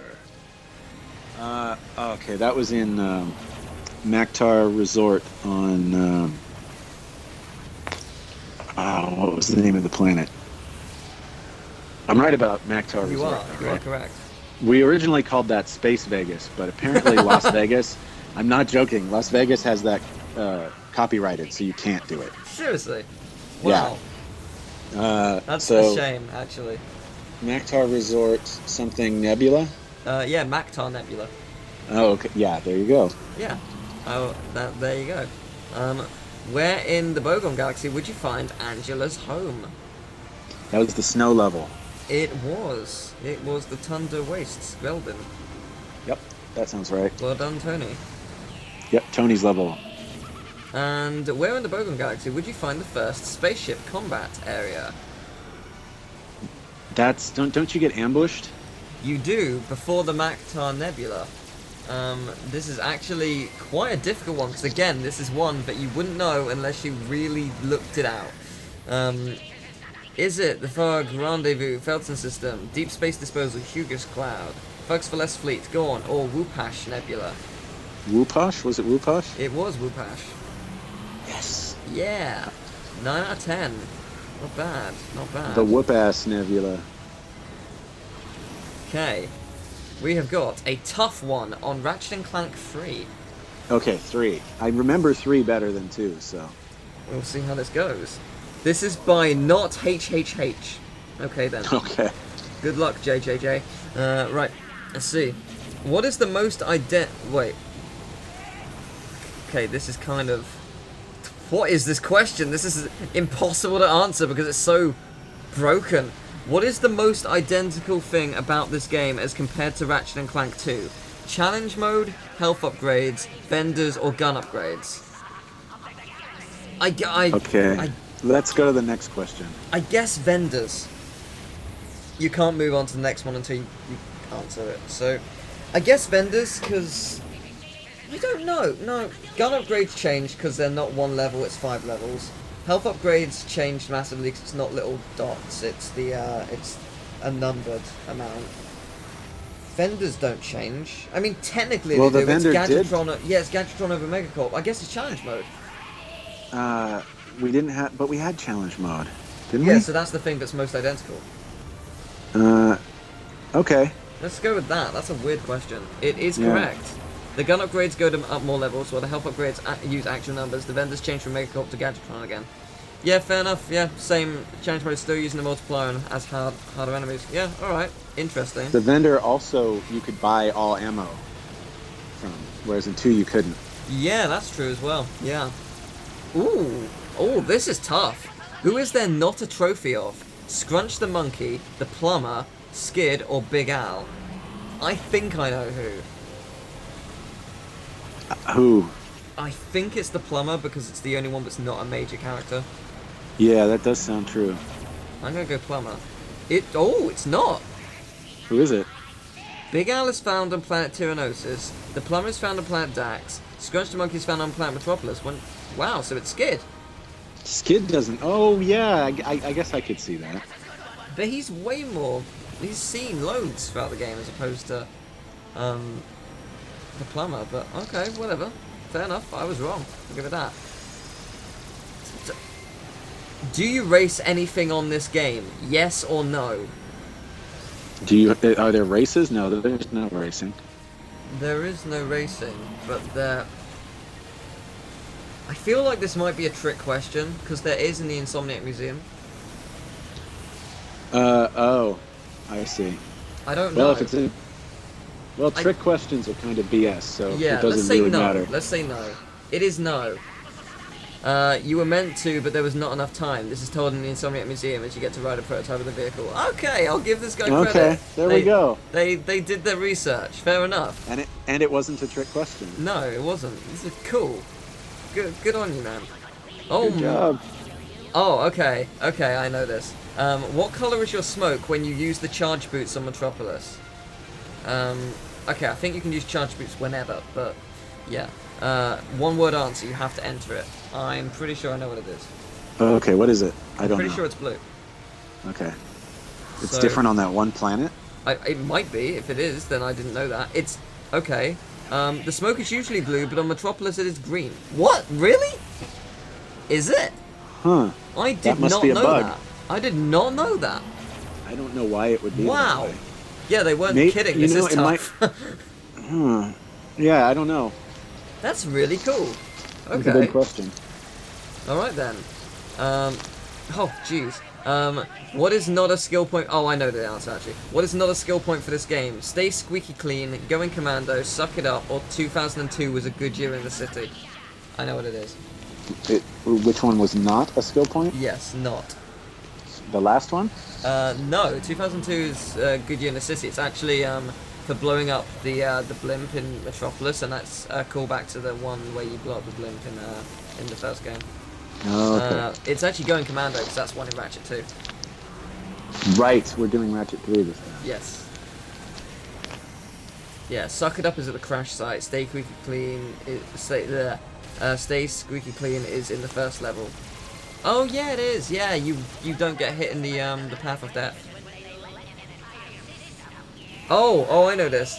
What is the weapon that can replace your wrench using cheats? Fists, laser sword, brass knuckles, or a kendo stick? You there? Hello? Can you not hear me? Hello? You? Hey, can you not hear me? Oh, my internet. Ooh, my internet. Fantastic. Ho-ha. Cool story.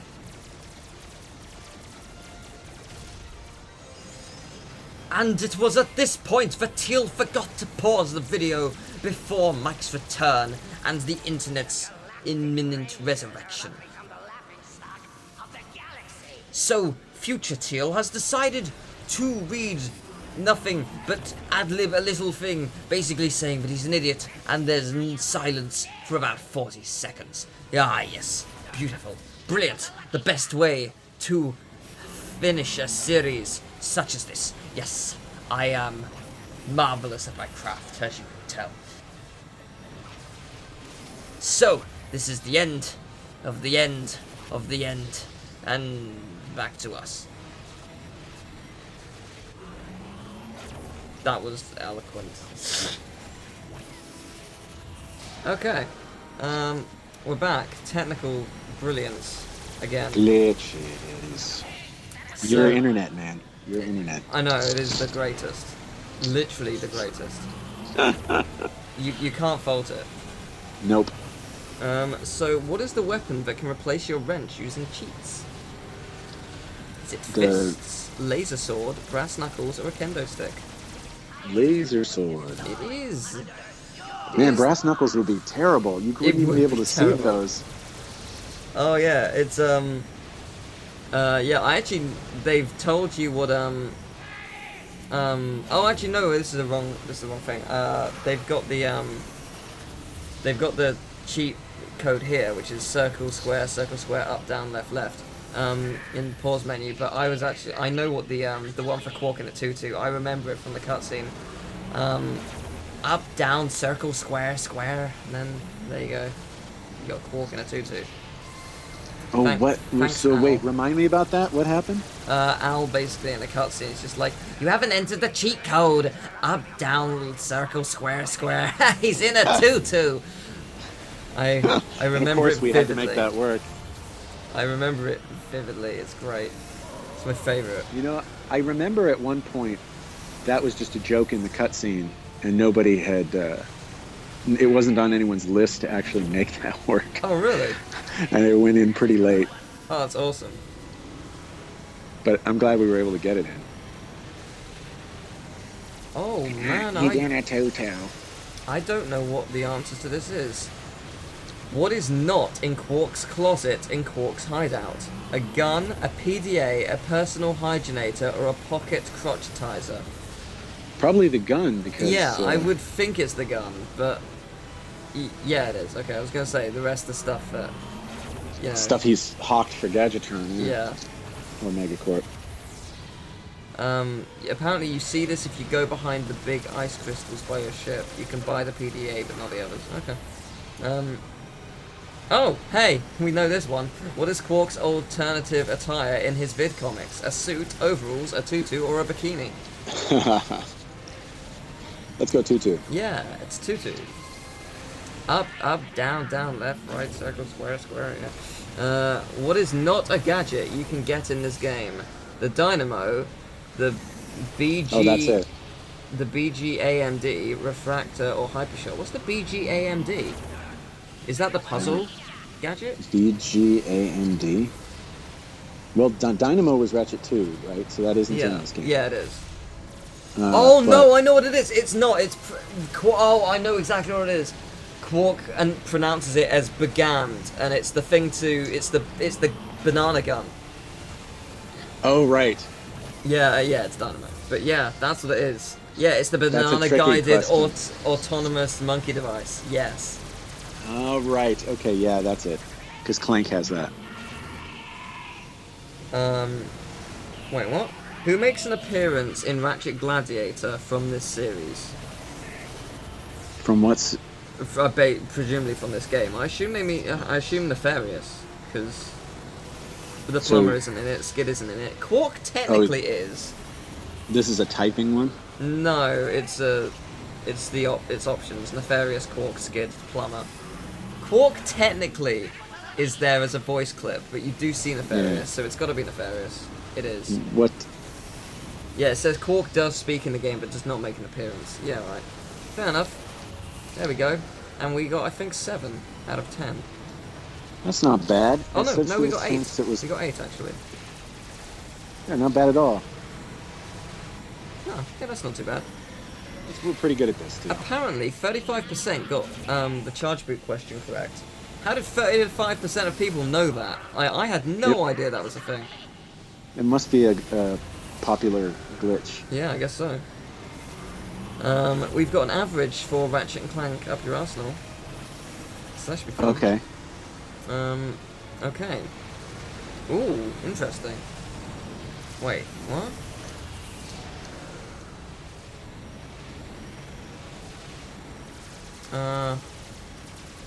What is the order of the planets listed? Tyrannosus, Dax, Zeldrin, and Koros. Neither are in order, both are right. Koros, Veldin, Mylon, Marcadia. I'm pretty sure Tyrannosus, Dax, Zeldrin, and Koros is correct. So Tyrannosus is the first level, right? No, that's Veldin. Oh, right, you're on Veldin. So Tyrannosus, is that the one with the Mama Tyrannoid? Yes. Then Dax is the one with the ship boss battle. Yeah, where he does... Supervillain Weekly! Yeah, and that's after that, okay. Zeldrin is the starports where Qwark, quote-unquote, dies. And Koros, I think, is either the final planet or the one just before. So yeah, that has I think to it's be the right. one right before, I think you're right, yeah. So that has to be right. And it's obviously not Koros Veldin, because Veldin's the first planet, so yeah, it's that. Does the RYNO 3 go in level 6 to 8? So what? Basically, when it evolves, does it... when you buy the Mega RYNO, does it go from level 6 to 8 like the others? I think it does. I don't think it goes to 10. I think it stops at 8. I don't know. I'm gonna say yes. This is a different format. It's apparently stopping us. Like we won't find out until the end, apparently. Okay. How much does the hypershot cost? 0 bolts, 15,000 bolts, 7,500 bolts, or there's no such thing as a hypershot. I'm gonna say 0. You start with the hypershot, don't you? I think Helga actually gives it to you, but it's in free. the third game. Yeah, because she gives. Oh yeah, she does on the. And we weren't charging for gadgets anymore by Ratchet 3. Yeah. Where is Qwark's hideout? Florana. Who's Qwark? The Fran asteroid belt on an asteroid, or the Niku solar system? Wait, where is Qwark's what? Hideout. His hideout. That was in the ice level. Yeah, where's that though? The Fran asteroid belt or the Niku solar system? It's got to How's be that spelled? Nikkew, Nickew. That doesn't sound like anything. That doesn't sound like a real level. Yeah, the Fran asteroid belt. I mean, That could be it. it's got to be that. I don't know. I thought that was the one before Courtney Gears, but maybe it's not. It's the only one that makes sense. It's not going to be Florana because that's the second level. Unless Right. it's referring to Qwark as a, like, ape guy, but I doubt Oh, it. his hideout on Yeah. Florana. Oh, yeah, that would be a weird interpretation of the question. But no, I think it's Fran. Are there 102 sewer crystals? I think this is tricky. I think there's 101. It's a yes or no answer. I think it's 101 because and the reason I say that, I think there are 99 that you get throughout the sewer, but there were 2 before it that you get before you even get to the sewer area. I'm pretty sure there's not 100. I think there's only 99. I might be wrong. Well, I'm gonna say no. Say no. I think it's a little bit of a... Has Doctor Nefarious entered Galactic Idol? Yes, and he has also fucked Courtney Gears. You are my robo-lover. Wasn't that the song he sang? Scared with your love. Oh, God. Is there a planet called Qwark? Yes. Yes, there is. That's where Metropolis is. It is. Ooh, I don't know. Oh, I don't you know know, I'm kind of curious now whether or not we'll get to see how Doctor Nefarious meets Lawrence, because he doesn't exist in this game. Yeah, that's right? true. Which is Doctor 'cause he's not a Nefarious' robot yet. origin story. Yeah. The movie. Although the movie Qwark doesn't. comics- Sorry, go on. Oh, in the Qwark comics, he fell into like a vat of chemicals or something, didn't he? Yes. I mean, But this that was is just like. a comic. This is actual canon. Yes, that is true. Yeah, that was the thing. So I was just like, oh, what? Like, Qwark wasn't the one to beat him, and blah blah blah. But I do like. I think everyone does assume that's canon, and that's why I think a lot of people got really pissed off about it all. Remember that though, all of those comics except the last one were written with Qwark's approval and Yes, like that's censored. true. Yeah. Yeah, so, that's very true. and then yeah. So I mean, he's not a trustworthy narrator, that Qwark. Yeah, no, that's very true. And the thing I love about the movie especially is it does cover the fact that Nefarious hates Qwark because he worked for Qwark, and Qwark was basically a massive dick. And that's Such a dick. It's brilliant though, because it makes so much sense. I can see him working. I can see the bitterness. Yeah. And then the final scene of the movie is like the most epic thing I've ever seen in my life. When Which does it release on scene? DVD? Nefarious's Return. Oh right. That epic scene. Yes. It's yes. so awesome. With the lightning and everything. Yeah, it just the silhouettes, the voice acting, the just everything is great. It's such a good scene. And when the hell does it come out? Because I want to buy the DVD just for that scene. Like, I'm not even joking. I really want to see that scene again. It probably won't be that long. I think it's out of theaters already. Yeah, I mean, it bombed badly. I think they lost 10 million. That's what I read, yeah. But the game probably made that back very easily. Hopefully. I mean, the game That's- sold yeah, I mean, really well. Really, it's doing really well. It was So that's was #1 in the UK 2 weeks running, which is very impressive actually when you consider that Dark Souls 3 came out at the same time. Yeah. That is amazing to think about. You would hope that they wouldn't be the same audience, right? That we're not cannibalizing each other. I mean, yes, but at the same time, it's Dark Souls 3. That's a very popular series. That's a huge series. It is. So that's very impressive to beat out Dark Souls 3 2 weeks running. That's cool. Have you played? Do you like the Souls games too? I like Bloodborne You a play lot, them? but I am so bad at it. I'm so bad. I respect it massively because it brings out the inner masochist that I like. I like those kind of challenges, but I cannot play it. Like, I'm just not good enough. I've spent hours trying to beat the first couple bosses, and I just can't. Like, and by hours, I mean 10 hours. Some of that is because the controls are deliberately bad. Yeah, I guess Like, that's true. Do you like them? Like I even feel weird saying they're bad because they're the way they are by design, but they're not designed to make it easy to fight. They're designed to make there's a lot of delays. a puzzle to fight. You know what I mean? Yeah, it's a very that's it's very stunted in your movement. It's not like it's going for a very different kind of combat than God of War. You know? Yeah, the exact opposite. But it means that if you're the kind of person who in a fighting game wants God of War, that game's going to drive you nuts because it's you're definitely not playing that game. Yeah. You are playing a different game where the game is out to kick your ass in every way, including the controls. Yeah. So are you a fan of the Souls games, or? I can't do it. Yeah. It's not. I don't think it's. Like if I wasn't a game designer, I think I would probably have played and liked those games. Mm. But I can't get excited about that because I don't place any value on things that are in games. Right. Because I make them, I realize that they're just bits. Yeah, that's true. So I don't have anything that would spur me to take the kind of abuse that thing would hand out.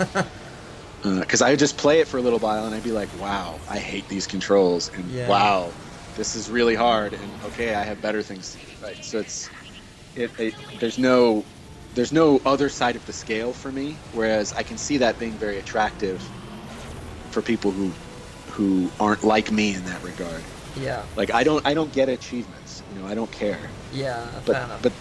But that's only because I had, I could push a button and give myself any achievement I wanted. Which makes it a lot less fun to get achievements. And I'd gotten them 100,000 times already. Yeah, it's just it's different things spur me to play games now than what used to. Yeah, that's fair. And I know that's not the case for all game designers. Like some game designers still like that kind of stuff. But not me. I just can't for some reason. I guess it also varies on what kind of games you make as well. True. And if you make a card a good game point. or something, then your platformers might be a different kind of thrill, I guess. It's a good point. Yeah. Or like if you're the kind of person who makes like super brutal games, right? Whereas I generally am not. Like most of my games are aimed at kids, and it's not that kids don't like things hard, but they don't like things that feel unfair for no reason. Yeah. You know what I mean? And so most of the time when we're targeting games to them, we try to make it not like that. You know what I mean? Yeah. Both with Skylanders and this, it's like we want to make sure that nobody has any reason to put the controller down. Like that's our number one priority. Yeah, that makes sense. So you try to smooth out anything that has the effect of someone putting the controller down, It's a different design goal than trying to make something that's objectively difficult. Yeah. It's challenge, like there's a lot of challenge in doing that, and I can see having fun doing it, but it's not the sort of game I make usually, so. I can't remember if it's happened yet, but there are times where I sort of like nearly missed the platform and just sort of fell a bit before rising. The reason for that is I had some carrots and I was eating them because I wanted something to give me energy while I was playing. I was like, I really want this piece of carrot. And that, Have you died yet? No, not yet. The death is at the very end of the recording, in about an hour. So, yay. Oh wow. Good for me. So, how many titanium bolts are there? 40, 30, 35, or what titanium bolts? Is it 40? How many are I there? think it is. I think it's 40. 40 sounds like how many we would have, so that you could get about 2 per level. The Tyrannoid has 5 eyes, true or false? The 5-eyed Tyrannoid? Did they make it into the game? I think they did. See, this is a problem because we made a 5-eyed Tyrannoid. Yeah. So I can't remember whether it went into the game or not. Yeah, like asking a developer questions about things that were considered and or removed is an impossible task. It's a problem, yeah. Because I've seen the model. Because it is and the both true animations and stuff. false. So so the one-eyed Tyrannoids are the swarmers. The two-eyed Tyrannoids are the ones in the mechs. They drive vehicles. The three-eyed Tyrannoids, what do? Do they have guns? Maybe. I think it's false. Just because there's so many of them. It's asking, does a Tyrannoid have 5 eyes? It has all but 5 eyes, I think. What about the mama Tyrannoid? How many eyes does she have? I think that's just 2. Maybe even 1. Okay. I don't know. I don't remember. Yeah, I'll go with your instincts because I can't answer this question. Yeah. What does Qwark call Scrunch in Mission Idiotic? Scrunch, Darth Nana, Begammed, or who on earth? I think it's Begammed, because that seems like... I mean, technically he doesn't... Oh no, he does call Scrunch that. It's Scrunch and the gum, so yeah, it's Begammed. So, yay, here we go. Got questions.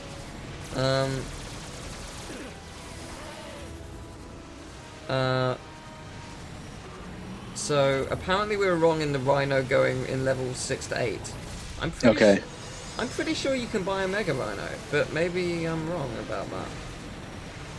So... Was that the only one we got wrong? I'm just looking right now.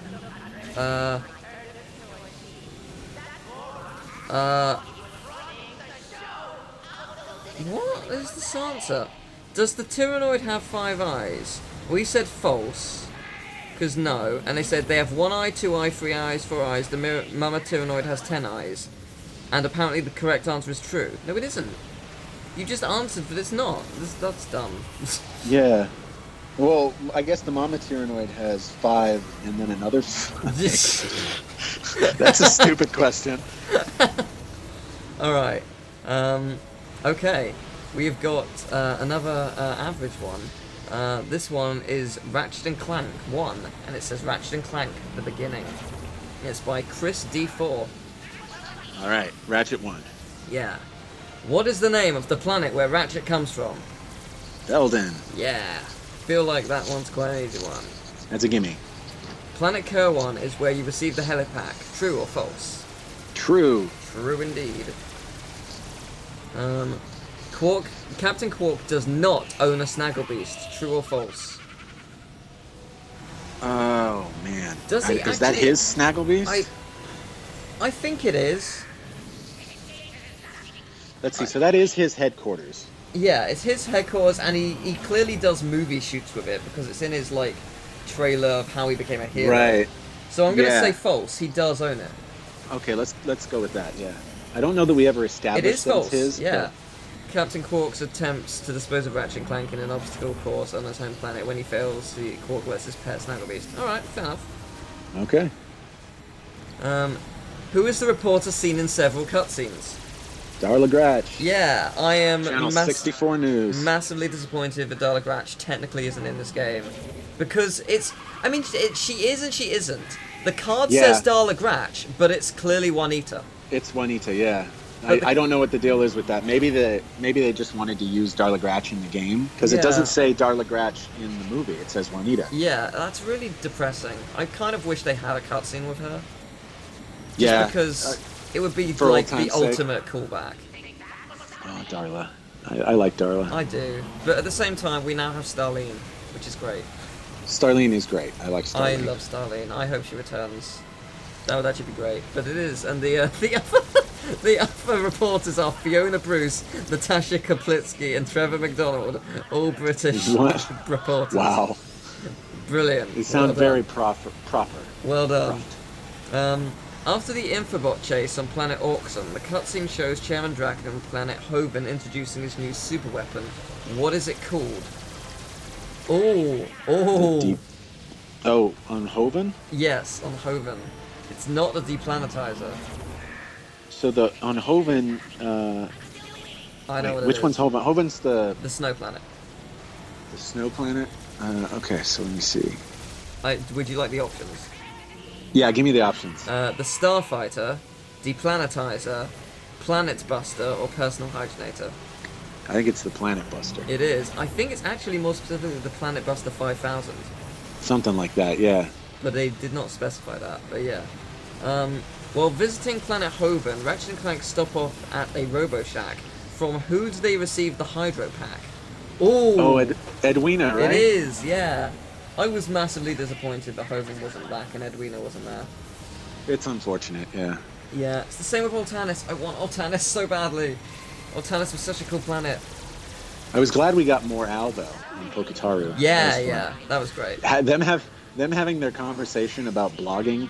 Yes. I love that. I love her. She hates everything. Yeah. It was great. When Ratchet shoots down Captain Qwark in their battle on the Gemlik moon base, Qwark's ship crashes on a planet. Which planet is this? Oh, I know this. I just said it. Which one is it? It is Altanis. Okay. I wanted that planet just for lightning effects. So, there are no lightning effects in this game. It's so depressing. There isn't even the Tesla claw. This game has the most gorgeous graphics of any Ratchet game and is one of the best looking games in the world. And you don't have electric attacks. Give me electric. I'm sorry, Teal. That's what I I'll want. take personal responsibility. No, you for don't that have to. Just request that they make a planet with loads of rain and electricity, please. I'm sure that's on the docket. Like, I really want that. Like, that's what I was craving. I want cool electricity effects. This game could do it. I missed Captain Qwark being Steve. Yes. That's what I want. That's what I love from that level. Yeah, that is great. That level was great. I love that level. That was one of my favorites. It was a great level, and it was nice because Clank wasn't there as well, so it made it more of an interesting, like, oh man, you've got to do this to save Clank and also to save Veldin and just everything, really. And it was hard. And it was a hard it had a planet. really good swing shot segment. Yeah, it did. That was a fun. That just had 4 different sections, all very different, all very fun. That was a good planet. That's where you got the Or my name isn't Steve. It was great. At the Gadgetron headquarters, Clank takes a shine to the help desk girl. Oh god, I wish she was back. I wish the help desk girl, yeah. Why couldn't she be back? That would have been amazing. Instead, you get what, the Mapomatic? Yeah, you get the Mapomatic from her. Oh, I wish she was back. In the final battle, Drek's Ultra Mech crashes upon the planet he was created. True or false? His Ultra Mech? I guess so. Yes, it does, because he flies up to the planet. And the final question. After the credits, you get the choice of defeating Drek again, or starting the game again in challenge mode. True or false? I think that's right. I believe that is true. We got 10 out of 10. Nice. We did it. We did the thing. So tell me what you think. So it's weird how in this game, the Blarg homeworld is Quartu. Yes.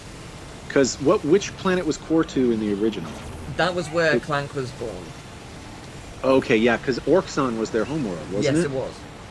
I think they just combined them both to make it simpler for the movie. Yeah, I mean, that makes sense. And Quartu is easier to say than Orkson, but it's... Yes. I was just wondering, like, what... At least it was another Blarg planet. Yes, and I also like how Clank was built in the movie. It doesn't really talk about it in the game. It's more like, oh, there's a defect, he's there, blah blah blah. But in the but you don't have in the Clank's movie, mom anymore. Yeah, but in the movie it's a lightning strike, which I actually really like. Yeah. And whilst I like the whole mum scene, I really do like that. Clank being born is really just a kind of how. Like, I mean, I know there's Clank's mum and she, I guess, fabricated it so that Clank was born. But With no. influence by the Zoni, I think. But no, not really. I mean, technically at the time the Zoni didn't exist, so no. That's, I don't know. Or they did exist, but we didn't know about them yet. Sure, yes, let's go with that. But yeah, that was always just a weird thing to me, that like it just happened. But they made it work in the movie. They made it work pretty well. I like that a lot. In lightning, it's like Short Circuit. Yes, see, lightning effects are in the movie and they look great. Do it in the game, please. You got a fetish for lightning Yes, I effects, do. huh? I like. They look cool. They look really cool. Okay. I'll make sure to put lightning effects in my match 3 game I'm making for you. Oh, sweet. Nice. So. They're not easy, man. Lightning effects I know aren't they're easy. not. I know. I can imagine they're not, but. You know, all That's of the not an pain that I have in excuse. putting that lightning effect in, I'm just gonna make sure you know how much it hurt. Okay. I really appreciate that. I truly do. So this is. I did some lightning sorry. effects in Ratchet 3. Oh, did you? What was that? Yeah. Let's see. There were these mines that exploded with electricity. And I think I just stole the Yeah. Tesla car effect. Yeah. And that there was a jetpack thing on the thug ship where you had to avoid lava, and there were those electrical effects in there. Mm, We stole those from the Tesla Claw too. nice. So I don't think I ever made an original effect. And that's not, like, the electricity effect is doing it the hard way, not the cheating way. Mm. Where each, like, it basically just draws a zigzag. Right. Which is what you'd think, like, how to do a lightning effect. No, there are much cleverer, much better looking ways of doing a lightning effect. Yeah. But none of them look awesome like that. So they just look more like lightning. Our next quiz is on the Ratchet and Clank series as a whole, and it's a tough quiz, and it's by Ratchet Man, so I assume this guy knows his Ooh. stuff. Yeah, I mean, if that's his handle. Yeah. Okay. This is really easy so far. What is the last planet you play in the first Ratchet and Clank game? What's the name of it? I don't remember. It is Veldin. Oh, of course it is. Don't worry, it's alright. Oh, I'm not starting good on this one. Okay, interesting. In Ratchet and Clank 2 Going Commando, how much does the Zodiac cost? 1,000,000 bolts. It is not, it's 1,500,000. The RYNO costs 1 million. Okay. What is the best armor in Ratchet and Clank 3 up your arsenal? Is the Carbonox, or was that 2? That's 2. There's the Aegis Infernox? It is the Infernox, yeah. Yeah, that was the final one. It costs 1 million bolts and it absorbs up to 80% of damage. There you go. In Ratchet Deadlocked, nobody is buying the Ace Hardlight action figure. What sells out in stores? What sells out in stores instead? Okay, this is cool. What was it? Inflatable wrench, fuzzy Lombax ears, Clank bobblehead, or Exterminator trading cards. Was it the Lombax ears? It is. It's the Lombax ears. Cool. Okay. I'm surprised we never made those. Oh, actually, this is interesting. After Ratchet 3, I'm actually going to be doing a game that's not a bench only of a game that wasn't Insomniac's. I'm going to be doing Size Matters. Oh, nice. I'm going to try it. I have no idea how incredibly impossible that'll be, but hey, I like a challenge, so... Are you doing the PS3 remaster one? It wasn't remastered for PS3. Wasn't? Oh no, it was just ported. It was ported to PS2. Man, But it really? wasn't... It was PSP and PS2. I'm actually going to be playing the PSP version. Because I can play it on my Vita. So. I was thinking of Secret Agent Clank. That's why I got confused. Okay. Secret Agent Clank came out a couple years after that. Ah, yes. At the end of Ratchet and Clank Size Matters, what happens to the battle ratchets? I know this actually. I never played it. I don't know. Yeah, it's a hard question. They go to live with Qwark. Oh no, they don't. Apparently, at the end of the game, it shows a commercial for the battle ratchets. There were 4 types of clones. Oh no, it's the Qwark clones that live with Qwark. Oh, I'm an idiot. Well, I got that wrong. They were turned into toys. Yeah, I don't know. I don't know. But I never played it. Ooh, this is an interesting one. What gun isn't in Ratchet and Clank Tools of Destruction? The Tesla Spikes, the Shard Reaper, the Pyroblaster, or the Plasma Beasts? In the Tools of Destruction? Yeah. Okay, so say that again. The Tesla Spikes, the Shard Reaper, the Pyroblaster, or the Plasma Beast? I think it's the Tesla Spikes. I'm trying to think. You might be right. But I haven't had a good track record so far. So if you've got another Depends. idea, let me know. I feel I can't work out if it's that or the Plasma Beasts. The Plasma Beasts are the little green things that are in cans and they just launch at enemies, but I can't remember if that's crack in time or not. Oh wait, no, the plasma beasts weren't those Nexus? Don't know if they were. I'm not sure. No, that was the Hound of Doom. Yeah, that was. And also Okay, the so maybe. Winterizer. So you know what? It was probably I would go with plasma beasts if that's what you think it is.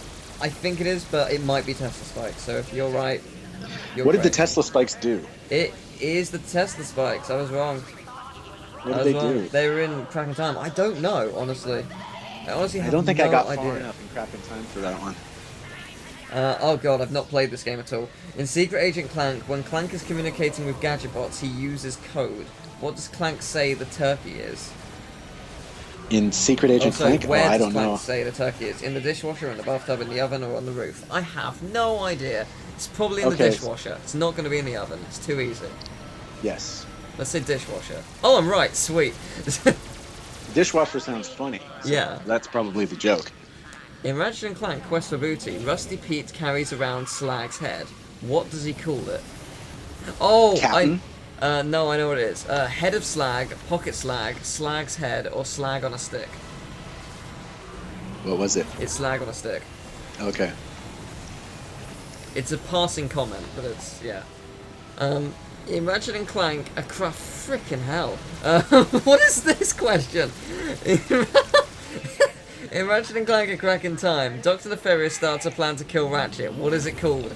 Unnecessary Evil Initiative Omega 91, Unnecessary Evil Initiative Omega 99, Omega 93, or Omega 96. Basically, guess. Let's see. So this is Ratchet 3? No, this is Crack in Time. Oh, I have no idea. I have no idea. Could be any of them. Okay, what are the numbers? I'll pick one that's 91, 99, 93, 96. 99. Let's do 99. Yeah, I'm going to say 99, but I have a hunch that it's 91. And the only reason I'm saying that is every other number is in a multiplication of 3. 93, 96, 99, and 91 isn't. But I will say 99. Do it. Go with your gut. We're guessing. I'm only doing it because it's the one that's out of place. Oh, it is. It's right. Yes. Yeah, there you go. There you go. Doctor Nefarious, who hopes to kill Ratchet and Azimuth, goes through with Unnecessary Evil Initiative Omega 91. Evil Initiative Omega 96 was designed to lure Ratchet into a slow, painful doom. Okay, then. Oh, I thought... Okay. See, 96 was my second guess. And so I guess there really was a 96. Yeah. Interesting. How many of Dr. Croyd's holo diaries are there in Ratchet and Clank All for One? 3, 6, 5, or 4? I didn't finish that one. It depends on what holo diaries are. Are the holo diaries the things that make the RYNO piece, the RYNO armor? Because if it's the RYNO armor, there are 6. It sounds like it's just like a thing that reads to you. Yeah, you know, that's what I think. think. Like in Bioshock. I don't know. What's your gut instinct? What are the numbers? 3, 4, 5, or 6? 5. 5. Let's go 5. 5's a magic You number. are right. I had no idea, but if I had to say how many of this thing are in a game of those numbers, 5 is the only one I would pick. So. Nice. So let's see our results. Because you have to pick a number that's not so big that people will say it's impossible, but not so small that it's not big enough. You know? Yeah, we got 8 out of 10, which is pretty good, I think. Yay! Yeah, the only 2 are those first 2 we missed then. Yeah, the ones we got wrong with the size matters and tools of destruction one. The one that had the most correct, which was 68%, was the fuzzy Lombax ears one, and the one that had the least percentage with 38% was the last question, which you got right. Nice. So we're on to our final quiz. Ratchet and Clank Then versus Now. 10 questions rated very difficult by eVerge. Have we come in under 80% so far? Yeah. No, I don't think so. All right, good. This 8 out of 10's not bad. This has been played 48 times. Ratchet and Clank PS4 2016 reimagines the series' origins and ties in with the 2016 animated film. Let's compare this modern take on the duo's story to the original Ratchet and Clank. Very difficult. Okay. Scattered across the galaxy once again are the coveted gold bolts. For what purpose are the gold bolts in 2016's Ratchet and Clank used? Cheats. They are, yes, unlocking extras. That one's not that bad. That was simple enough. Okay, next one. The fitness course of Metropolis, now Aliro City, still remains, but it has moved from its original location. Nevertheless, the original course rewarded you with the swing shot. Completing the original course rewarded you with a swing shot. Completing the 2016 fitness course wins you what prize? Isn't it just bolts? It is a gold bolt. Formerly known as Outpost X11, the McMark's Sports Shack resides on planet Iridia. At the end of the swingshot course in the large factory, 2002 players were treated to a trespasser. What do 2016 Ratchet and Clank players receive instead? Hydro displacer. Correct. That was a clever use of the hydro displacer, I thought. Yeah, that was cool. I like that they changed it around, actually. It worked well. Yeah. One thing you can definitely be sure of, it's an amazing array of weapons. Which of these weapons, which appears in the 2016 Ratchet and Clank, did not appear in the 2002 original? The Warmonger, the RYNO, the Pyrociter, or the Glove of Doom? Warmonger. It is! These are actually not nearly as difficult as I thought they were going to be. There might be a new story to play through, but some of the locations in the original game haven't survived the 14-year jump. 3 of these planets were cut from the 2016 Ratchet and Clank. Which one does feature? Hoven, Auxon, Altanis, or Calibo 3? Which one was it? I can't remember. It is Calibo 3, aka Gadgetron headquarters. Right. Okay, that's right. Ratchet... You know what was great about Calibo 3 in the 2016 version was, you know how you use the hydro displacer and it moves the water level down? Yes. We wanted to do that in the original, but we couldn't afford to do the water plane effect with the racetrack. Oh, really? So all we had was just the water plane, and we couldn't show the racetrack like that. That's so awesome. What would happen is, when you go into the racetrack, we would kill the water plane, and then you would be on the racetrack. But otherwise, it would, the water was there and you couldn't see. So we wanted to be able to hydro displace it like that in the original, and then they finally got to do it in this one. That's cool. I think the second best thing about the planet is obviously hashtag Gadgetron. Kids love the social medias. Social medias. I actually tweeted that out. I was the first one to tweet hashtag Gadgetron. I love the social medias. You know, he doesn't say anything about your employee discount, so I guess... No, he does not. He does not, which sort of makes me think probably not a Ratchet 3 remake. It's it's Qwark's retelling though. Maybe Qwark didn't know about the discount. Yeah, that is a fair point you make. He worked for Megacorp, right? So. Yeah, that's true. Yeah, that is true. He never. Yeah, anything that's bothersome about this game can be explained away by the fact that Qwark's the one. Yeah, that is actually true. Yeah, and anything that's like different about the movie can be explained by the fact that the Qwark Vid comics are inaccurate, like you said. Exactly. Which yeah. is actually super cool. That never even occurred to me. Oh yeah, because we even established that they're inaccurate. Like when the narrator says, like, "I'm not reading this crap anymore," it was Qwark propaganda to try to make him make you not realize he didn't run away from Doctor Nefarious, cry like a little puppy. That's pretty great. So, Ratchet's handy gadgets are acquired across the Solana galaxy, and 3 out of the following 4 gadgets first appeared in the original Ratchet and Clank. One, however, is an interloper and didn't appear in the original at all. Which one is it? Is it the O2 mask, the box breaker, the mathematic, or the magna boots? Magna boots? No. No, it is not. No, the magna boots are there. Which one is it? Box breaker? It is the box breaker. I thought the box breaker was in the original as well, to be honest. But it wasn't? No. There is a thing very similar to it. The bolt grabber? It's bolt grabber. It's not box breaker. It doesn't break things around you. It just magnetizes bolts from a further distance. We started with the box breaker in, the second or third one? I think it's the second one. I might be mistaken. It's definitely in 3. Because the second to last planet, where you destroy the first by Obliterator, that planet is loaded with, like, if you smash the ground at literally any point... Oh. Hey! We're back again. Again. Yeah. No, I was just saying that, the second to last planet of the game. Like, if you smash down anywhere, everything breaks, and in challenge mode especially, doesn't matter, like, even if you're on, like, no times, you will get, like, 30,000 bolts in a second, and it's beautiful. You That's can my get favorite millions. planet to get bolts on. Yeah, you can get millions if you've got, like, a times 20. It's so easy. It's incredibly satisfying. And even the enemies on that level give a ton of experience. Yeah, they do. Gold and stuff too. Yeah. Yeah, Like there's a it's big great planet. bump in rewards for that planet since it's the second to last level. Yeah, it So is we're a like, good planet. if it's unbalanced, it only is unbalanced for one level, right? So let them have fun. Yeah, and it is incredibly satisfying. And they should do that again in the next Ratchet game, because I want millions of bolts in a second. So, the late game robot factory on planet Quartu was where Clank was constructed in the original Ratchet and Clank. This is still true in the 2016 game, but the location to which you travel isn't called Robot Factory like it used to be. What is it called now?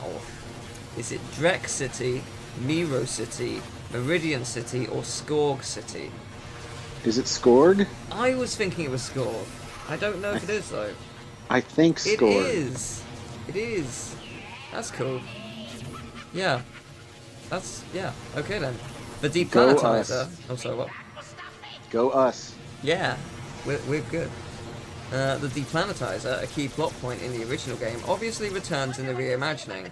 But was the Deplanetizer a space station in the 2002 Ratchet and Clank? It wasn't a whole space station. It was just a platform. Yeah, I think you're right. I think it was just a platform that was on Veldin. Yeah, it wasn't even in space. Yeah, so let's say no. It is correct. In the original, the Deplanetizer was just a weapon that required transporting from destination to destination. Yeah, you're right. Hurrah! Yay! Speaking of the Deplanetizer, towards the end of oh, this is spoilers, but we're at the final boss, so not really. Towards the end of the 2016 game, which planet is under threat from the Deplanetizer and then actually gets blown up by it? No Valis. Yes, I love that. The one That was thing I wish they didn't have, and I know why they said it. It's because it's a kids movie. I wish they didn't have the line where Clank was like, "They all got evacuated. It's fine." I wish they didn't say that because they didn't need to. Yeah. Show me genocide. Show me it. That's what I kind of want from it. There's billions on there. Show me Nefarious. show me how much Ratchet believes he screwed up. Show me that it's Nefarious justified. is the kind of villain who does genocide, but I don't know that Drek is. Yeah, I that's think true. that's the difference between them. Also, hey, look, he's regained 10%. Isn't that great? Yay! Hooray! Not only It's that, like- I have to destroy all the robots because they're going to return. Hooray! Yay! Isn't that fun? No, it's Yes. not. It's the worst, actually. 'Cause So, go for it. I was going to say, these warbots take 30 hits to kill. And you have to, like, bounce them around in the air whilst being shot at. And then there are mines sometimes. Yeah, that's later. Yeah. The mines actually appear briefly and then they disappear and then they come back. Oh no, I stand corrected. It's the robot mines. Yeah, you get distracted every 20 seconds by these shits and they're horrible. Oh, they're so bad. They're easy with weapons because you can go at a distance, you can fire at them, you can hit other things apart from them. No, Venturni, you can't. Every 30 seconds you get distracted by having to destroy 10 robots. But It's at least there's infinite health. There is infinite health, so there's that, I guess. But yeah, in the end, Ratchet and Clank pit their metal against the final boss of the game to save the nearby system of planets from destruction. Who is it? You know, I don't know. There's no clues on the screen right now suggesting who could possibly be the final boss. Do Do you, I'm the stumped. viewers, know? I Yes, don't know. please make sure to write in your answer. I'm gonna guess Nefarious. I'm not 100%. I'm Just around. Put him because he's my favorite. Okay, yeah, I'm around 51%. You know, Nefarious's health, so we're gonna go that. Oh my god, I'm right. Oh my god. Yay! it was a toss-up. I couldn't really tell. But hey, we got them all right on the quote-unquote very difficult quiz. So, oh wow. Okay, saying that though, the most anyone got right was 59%, and that was Really? and that was the locations of the original planets. The lowest was 29%, and that was the gadgets. So that was the box breaker one. Wow. Yeah, that one's tricky. I guess it's because not many people have played it. Or either they haven't played, many haven't played the new version, or some haven't played the original in a long time. Or maybe they haven't played it quite as much as the two of us. Yeah. I have to imagine that we represent a substantial amount of played time in the Ratchet franchise. Yeah, that's fair. Yeah, we do that. Higher than normal percentage, I'll say. Yeah, we are pretty great. So Man, those mines suck. They do. They are atrocious. And the nanotech on the platform to my right, I don't know what causes it. It doesn't always happen. I think it's because it gets stuck somewhere. I think in the platform itself. But the nanotech just disappears from this platform at one point, and it's completely random. One time it didn't, but 2 times it did. But there are moments, as I've mentioned in the past, the nanotech doesn't come to you straight away. It just bounces in a random direction, and I've had times where it's bounced off the planet or off the platform. But because it fell down infinitely, it was out of the range of use, so it basically kept respawning still. But I think what probably happened was it got stuck inside the platform itself. Oh, yeah. Because it wasn't underneath. I flew underneath to see if it was there, and it wasn't underneath. And it wasn't on top. So is this what you're doing now? No, this is just me trying to get robots and get health. But this is later on. So my only theory is that it gets... Stuck. I guess it just gets stuck in the center, so you can't actually get it, because there's nowhere to gravitate to you. So... That's my only theory, and I don't know why, like, Insomniac, I doubt you're watching, but if you are, 1, I love the game, thank you very much, 2, can I play test it, 3, can I have it a month in advance next time, and 4, please make sure nanotech doesn't bounce away, it sucks, it sucks so much. Also, make the wrench more powerful when you get nanotech upgrades. Make the wrench level up with you, please. Really, really helpful if you can make that happen. Just for Teal. Just for me. I've slaved away in your series trying to do the impossible. It might just be a good idea to have a wrench-only, mode. That would be a cool idea, actually. Yeah. I wouldn't recommend having a trophy unlocked by doing it, because that is the definition. No one would have that trophy. It would be 0.001% of players would have that. Well, the and wrench-only mode would have to have stuff in it that made playing with the wrench more fun, right? I guess. And then there weren't any weapons, and then you could use the bolts for something. It would be a little more complicated than just not letting you use weapons. Yeah, that'd be cool. Something like, for example, putting every level has a wrench upgrade you can buy at the vendor. That upgrades the damage. Yeah, that'd be cool. Something like that. I'm going to give you another quiz. Okay. This is by Amanda M, and this is about Skylanders and Skylanders Giants.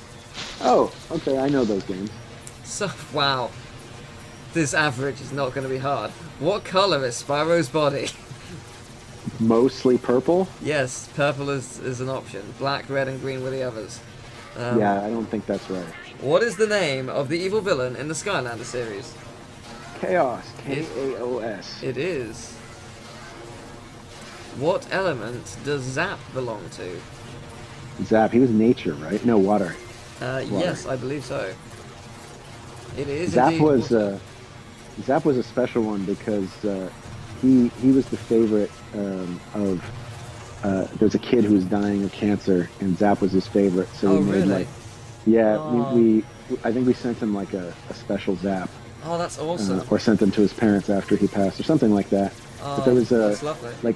We did something nice for him before he passed away, based on Zap, and that was his favorite. Was that before Giants?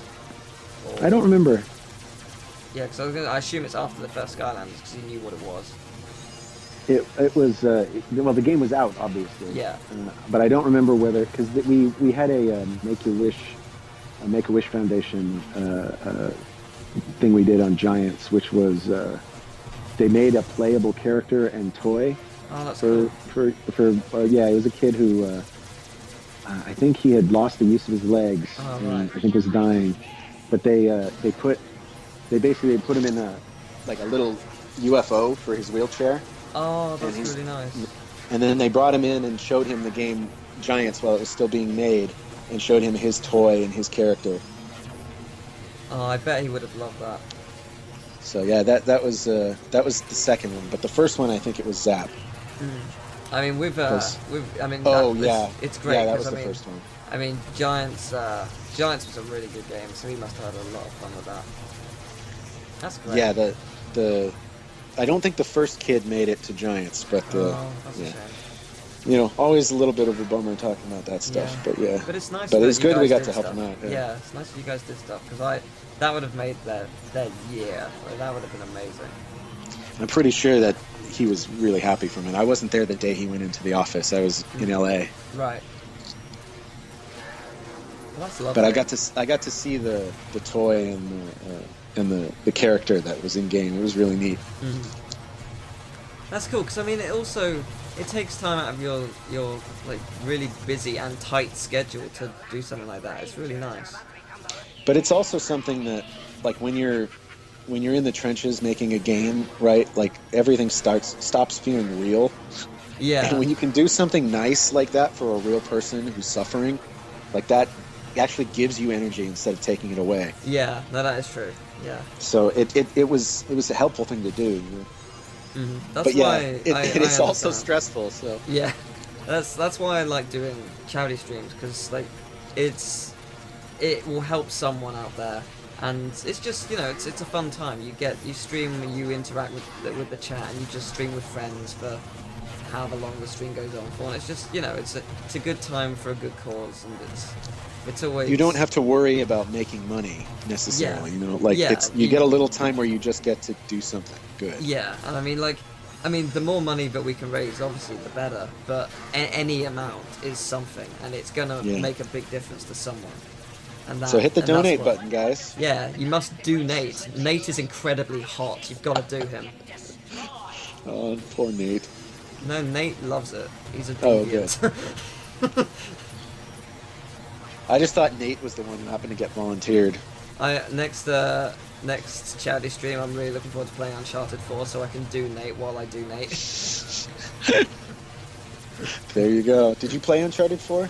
I have been. I'm not too far. I'm like 9 chapters in, but it's so good. You like it? It's so good.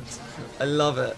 Oh, I love it. I haven't done any videos on it. The Uncharted games aren't my jam, really. Oh, that's fair. Yeah. I hear people just love the hell out of this game. Everyone except one person who gave it a 4. And, like, the internet wants him dead. They actually took that off the Metacritic. Oh, no, that's totally fair, because his review was bullshit. It was so bullshit. It was bullshit, and then, is this where you died?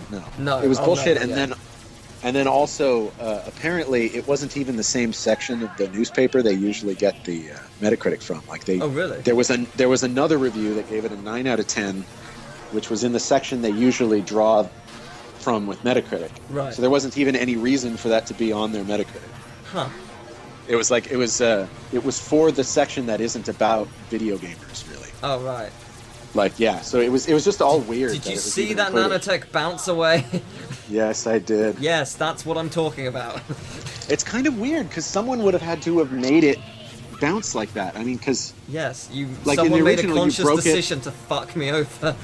In the original, you broke it and it just fell in place. Yeah, right? which I love, by the way.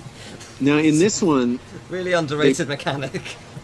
If you, so what should it do if the health crate's on the bottom of a crate stack and you break, or I mean on the top, and then you break the bottom crate and it falls? So I guess this actually never happens in this game. Like when you break a crate, they all break, right? Yeah. Like the whole stack. But like in the old game, if you broke the bottom crate, the top crates would fall into that space. Right? Yeah. So if you broke a health crate and didn't, and you know, and were at full health, the health globe would sit inside of another crate that fell on top of it. Right. Okay. And I could see them not wanting that. Like, it would look really bad with the way the graphics look. Yeah, I guess. But I doubt that was why they did it, because the crates don't break that way anymore. So never mind. It's just so weird because surely someone in testing must have had that happen. Someone. Well, Once.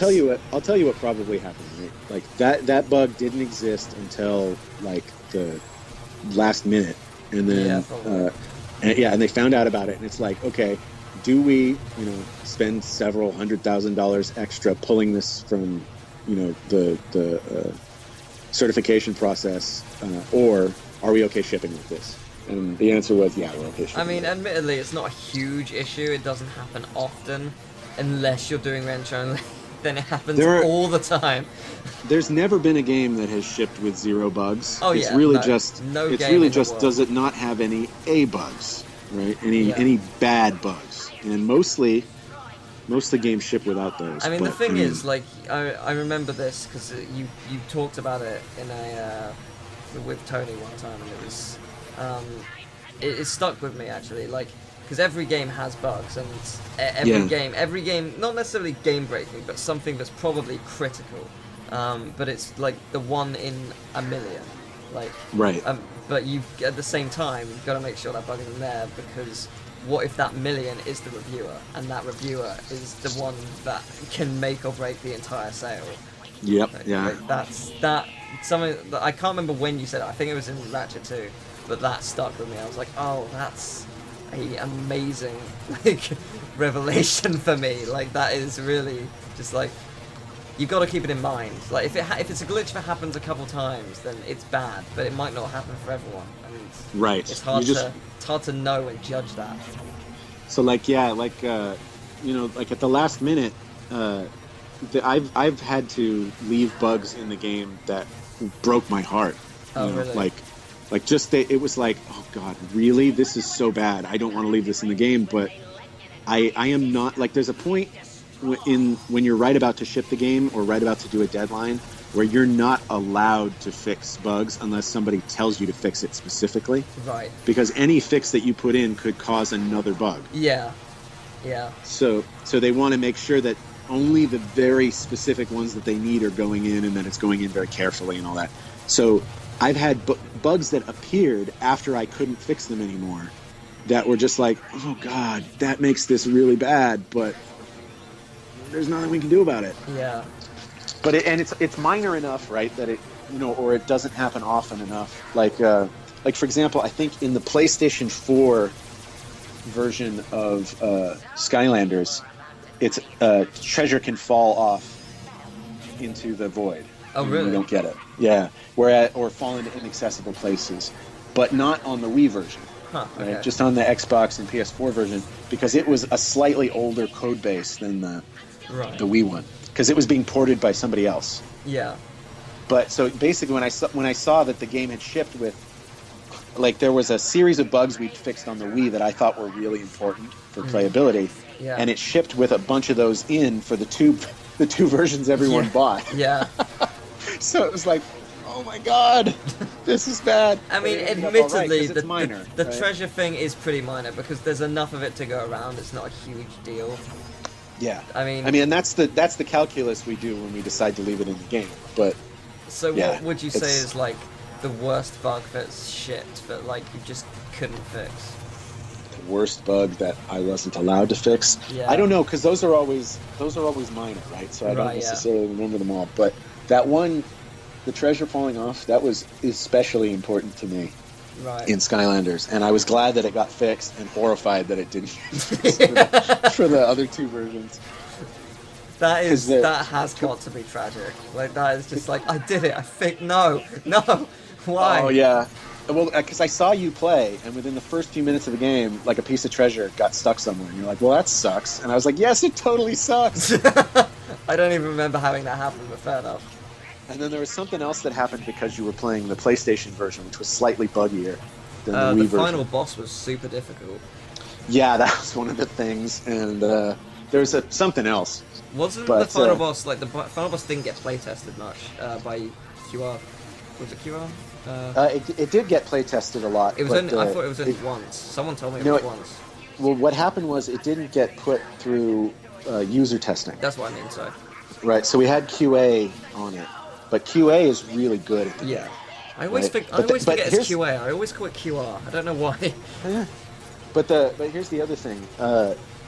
That wasn't QA's that thing where QA isn't good at finding those bugs. That wasn't why it happened. QA actually knew about it and was fighting to make it easier. Oh, really? Oh yeah, and so here's the thing. Before it shipped, it was way harder than it is. Yeah. Oh, yeah. I remember you telling me this actually. Yeah, it was stupid hard, right? And they were going to ship it that way, and one of the testers just went bananas, right, and got people to pay attention to it. And I don't think it worked out well for that guy, but I think it got the bug fixed. I right? think he saved this franchise.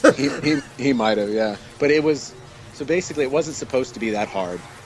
It got user tested one time, and it's like, wow, that's too hard. Let's make it easier. We made it easier. It still wasn't easy enough. So basically, they one more time just ratcheted all the difficulty of it down, Yeah. and then shipped it. It Right? still wasn't Like they enough. tested it to They make didn't sure have it worked, time. but it was still too hard. Yeah, So, they didn't have time to use the tester again.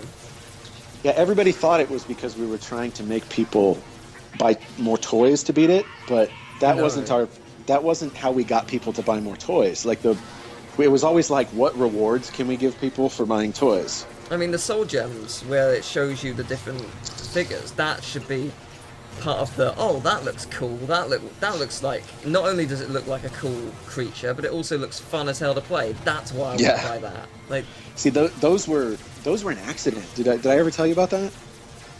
So those videos weren't supposed to go on the soul gems. Oh, really? Yeah, those videos were supposed to go, like basically, what were we going to do with them? Every time you bought a character, when you put the character on the portal, it would show you that video. Oh, right? wow. That was the original purpose. So we had all of these videos, and it sucked because the first time you put the character on, you kind of want to go play the game, Yeah. right? And so everyone's like, well, crap, what are we going to do with these things? Oh, let's put them on the soul gems. Right? And so they did, and then it was like hugely successful in terms of making people want to buy the toys. And we Yeah. were all like, whoa. Cause we thought the gates would be, we thought that the gates would be interesting, right? Yeah. We like thought that the fact soul you gems needed- would. Yeah. We thought that all that stuff was going to be interesting to find, but what we didn't understand was how important those videos would be. So, what were the soul Man. gems gonna do without the videos? Just give you the upgrade. Oh, right, yeah, they give you upgrades as well. Yeah, fair Yeah. enough. But giving you an upgrade for a character you don't have Yeah. feels kind of lame. Yeah, So it when we does. were able to put the videos on them, we're like, oh, okay, well that's at least slightly rewarding now. Yeah, right? and with the video you can see, oh look, I've got an upgrade for a creature I don't have, but this video makes me think this creature is super cool, and imagine if I could do this move now. Like, it And it is and it was good, look. optional, so yeah. Yeah, it's So- totally optional. You don't have to do it. It's like if you want to buy it, you can buy it. If you don't want to buy it, you don't have to buy it. So it's completely up to you. And that's super Yeah. cool. It worked out really well, I think. And it did. I think maybe like on that one and Giants were probably when we were the best in terms of those areas, like and rewarding you for buying toys. Like I feel really proud of how well we were able to do that on those games. The one thing I don't like about the series is just how, technically speaking, useless older toys are, because they just can't be implemented. You can't make a new game a year with 100 sections for each type of toy. It's just not possible. Oh yeah, they can't be utilized each time. Yeah. It's just a shame. It sucked because, like, when we were making Swap Force, we wanted to put in a bunch of stuff for the Giants because those toys were super popular. Yeah, right? and Like, there were very few sections. There was like one chest that you needed a giant to open, but there was like one every 4 levels, and it just wasn't much. it was really hard because that game was really hard to make. So there just wasn't extra time for anything, like including supporting the Giants as much as we wanted to. It was that game came in real hot. Like it was a last minute thing with that, but it came out really well, I think. I like Swap Force, but I think it's the weakest series for me. Yeah. It it's the levels are too long. That's my problem. I was trying to remember what I didn't like. The levels are way too long. Because there are only 12 chapters and all of them are like 40 to 50 minutes. I'm like, whoa, this does not end. Like, when does this end? We split those up to make them smaller. Like, the levels were just these huge, sprawling They levels. were longer? Yeah. Oh, God. It was, we broke them up into pieces. Oh, jeez, no. So what they were going for was they wanted to have, because thus far in Skylanders we had like a bunch of variety, but not much that tied the levels together. You know what I mean? Like, Yeah. you had a sense that Skylands was this place where anything could happen, but between the islands there wasn't necessarily a continuity. Like, you weren't seeing, you know, the elves in an elven environment and then, you know, see another elven environment in a different context later on. You know, like it was, okay, here's the town with the creepy wooden people. Next one. Here's the, you know, like it was all one and done. So they wanted to do something like, okay, now you're going to go to the desert part of the game, and then you're going to play a bunch in the desert, and then you're going to open up the forest, and then you're going to go to the forest part. You know, they wanted to have more of a feel like that to it. The problem was they did that by just making these huge levels. Yeah. So it had sort of like it had good intentions, I thought, but Thing is, it had they some ended good up having to do a levels. bunch too. It had some really good levels, and the final quarter of the game was super fun. Man, I really liked that musical boss. Oh, Mesmeralda. Mesmeralda was amazing. Yeah, I liked her. I want her to return. Mesmeralda. Yeah, she was great. Mesmeralda, pulls your strings. Yeah, oh man, that was... I've always wanted to do a musical boss, and I didn't have anything to do with that boss. It was very sad. Aw. I think I gave feedback on her attacks. Okay. But I didn't know she was going to be a musical boss until I saw you play it on YouTube. Oh, really? Yeah, like that was a surprise to me. Oh, that's cool. And also massively flattering. Thank you. You're welcome. Oh, here's another thing I can tell you.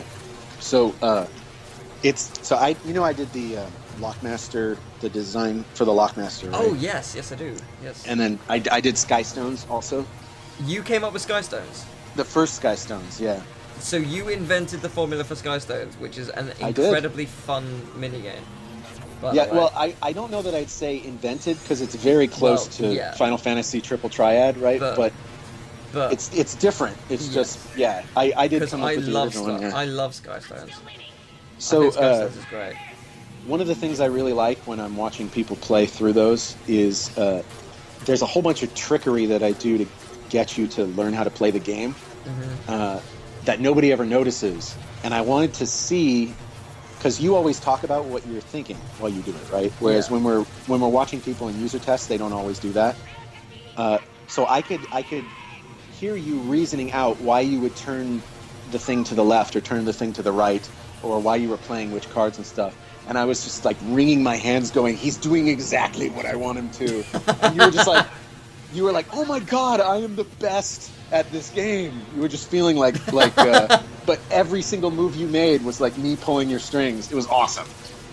So that's another thing I like watching. Like, in what watching way others play. exactly? So how did you manipulate my brain to do what So it was you like needed? the first 5 or 6 of those are training exercises. Okay, yeah.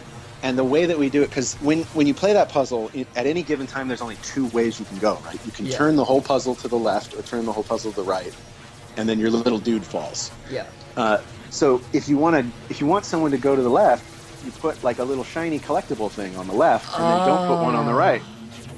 You know, or you like in the later puzzles, I would put the shiny thing 2 moves to the left. Right. But if you started off going to the right, you might have a harder time figuring out the puzzle. So I'd be like, okay, let's put the candy trail over here, so that they can get through these puzzles with the hints, and then we'll start putting fewer and fewer hints in as we go along. And it worked really well. Like the progression, just like, because you were like, man, I'm greatest at this, and then you're like, I wonder if these are just really easy, right? And then the very next one kicked your ass. Yeah. And I was like, that's exactly what I wanted to happen. Yeah. It was really funny. Yeah. That's me. I have stopped getting as cocky as I used to. I think, because I've come to understand how things like this are designed, and I've come to I feel like my ego got the better of me around that time, and it's Oh, yeah? definitely died down. Oh well, that's a good thing. But I mean, it's also good to feel. Oh, good I feel about like I'm amazing Yeah. at Ratchet, by the way. Like, you tell Well, me that's that I 'cause you am. are good so, at Ratchet, so. like, I mean, the ego's there when it needs to be, but I mean, The difficulty tuning's in there, but people who feel like they're good at Ratchet, it's probably not affecting them. You know, like whenever I tell people about it, they're like, "Oh, I thought I was really good at it." I'm like, "You probably were. yeah, Like, it was probably making the game harder for you and not easier." yeah, Like, yeah. But it's weird because they always assume they were getting tuned down, but just as often the game's tuning itself up for you. So. yeah. That's also true. But yeah, if clever you're- little psychological tricks are fun. Yeah, if you're having a hard time, you probably had the difficulty ramped up. Yeah. That's probably what actually happened. Yeah, like that's why I actually wanted to do a Let's Play of Skylanders Spyro's Adventure with you, because one, I haven't played that game since it came out pretty much. Right. Yeah. And I think we did a stream of it for like a couple hours once. Yeah, we played a little bit of it, I think. Yeah, but it wasn't much. It wasn't too much. You'll have to do it wrench only. No, you can't. But yeah, no, I think it'd be really cool. I know there are some things you can't talk about. Yeah, But at the same yeah. time, there are still. I'm sure there are like 30 stories per level you can tell. Just Oh, little probably. little tidbits here and there, and like little. Like probably one or two things that were removed or changed, and just little funny stories about development, just the stuff which is just to me fascinating. I don't know if anyone else can give it a shit, but I do. Well, it's also not one I could do with Tony because Tony didn't work on it. Yeah, that's true. And I mean, like, who better than Skylanders' first biggest fan? Because I think that's Exactly. true. I think that's accurate. I think that's You were accurate. the only and one. I You were also the only one covering it. Yeah, I Like- also like to think I'm responsible for the series booming, because that first video has like 1 million views, and it Yes. got that in like a month. Like it There was was you- super there was- fast how quickly that. There was you and Skylander Boy and Girl were there, and then Was there were a Skylander couple Boy other and Girl people. at the beginning? Because I didn't know when they started doing it. You were before they. You showed up like a week or two before they did. Okay. But they were there really fast, Oh, and they cool. did a song. I remember around the time you did your Skylander song too. I didn't think it was- even know they did one. Like, I didn't know about them until actually Swap Force. Oh yeah, we were passing stuff around. You know, like whenever you ship a game and people do cool stuff based on it, it gets around the office. Yeah, So we knew about everything. yeah, That was going on back then. Because if I didn't find it, someone else would. yeah. The thing about, like, I love Skylanders Boy and Girl. I think they're fantastic. The one thing I don't like about them is because Skylanders is in their channel name, if you want to find my Skylanders videos, you can't anymore. No. Theirs takes priority because it's in their channel name. So you need to be Skylanders Teal, clearly. And Nah. then Ratchet Teal when you're doing Ratchet videos. That would take an insane amount of effort and would not actually help, probably. Yeah, probably not. But yeah, no, it's Oh. just it's interesting to note that that's how YouTube prioritizes them, because their channel name benefits them greatly. Did you want to talk about how this fight originally went Go on. Sure. for Nefarious? Yeah, sure. So Tony and I worked on this fight. Tony did. What we did was paper designs, right? So Uh-huh. the fight obviously changed a lot after we worked on it. The way it originally worked was, that you had that grind rail section in through that tube, and then you end up on the platform looking out at the dwarf star in the center there, right? Yeah. Then you were going to fight Nefarious on a platform, and it was going to be like 2 rounds of a fight, and the jetpack wasn't involved while you were fighting him. Okay. But there was a jetpack station, right? And then at the end of it, Nefarious destroys the platform, you jump on the jetpack, and then he was going to run out of the deplanetizer as it exploded, and then you were going to be jetpacking after him, shooting him and dodging things. Right. It would have been a much shorter fight, for sure. Yeah, it would not take 6 hours. And that thing, the exiting sequence, would have been really hard, like in terms of expense. Right. So I can see why they because fighting him with the jetpack is cool, right? And you wouldn't really have a lot of room to do that in that little tube. Yeah. And the being able to fly around in this big circular room with multiple places to go and everything, I think they picked a better design for the fight than going in and going out. But that was what they originally asked for, was go in, fight Nefarious, and then get out before it blows up. Right. But then also, they had that movie sequence where it blows up and they, Qwark and them go out on that scooter. So, they didn't have an escape sequence needed. Yeah, that's true. So that was the other thing. So it's I think this is actually better than what we designed. But Tony did in the original design where you were just fighting on one platform. Tony did the design for that fight, and then I did the grind rail and then the flight out bit. So, let me ask you a question. What was the budget for this game? Roughly, do you know? I don't know, but I could probably guess. So let's see. It's they're charging less, right? $40 for it. Yeah, I guess $40. It was £30, I think. It was 3 years, and Insomniac's pretty expensive. Although I don't think the North Carolina studio is as expensive.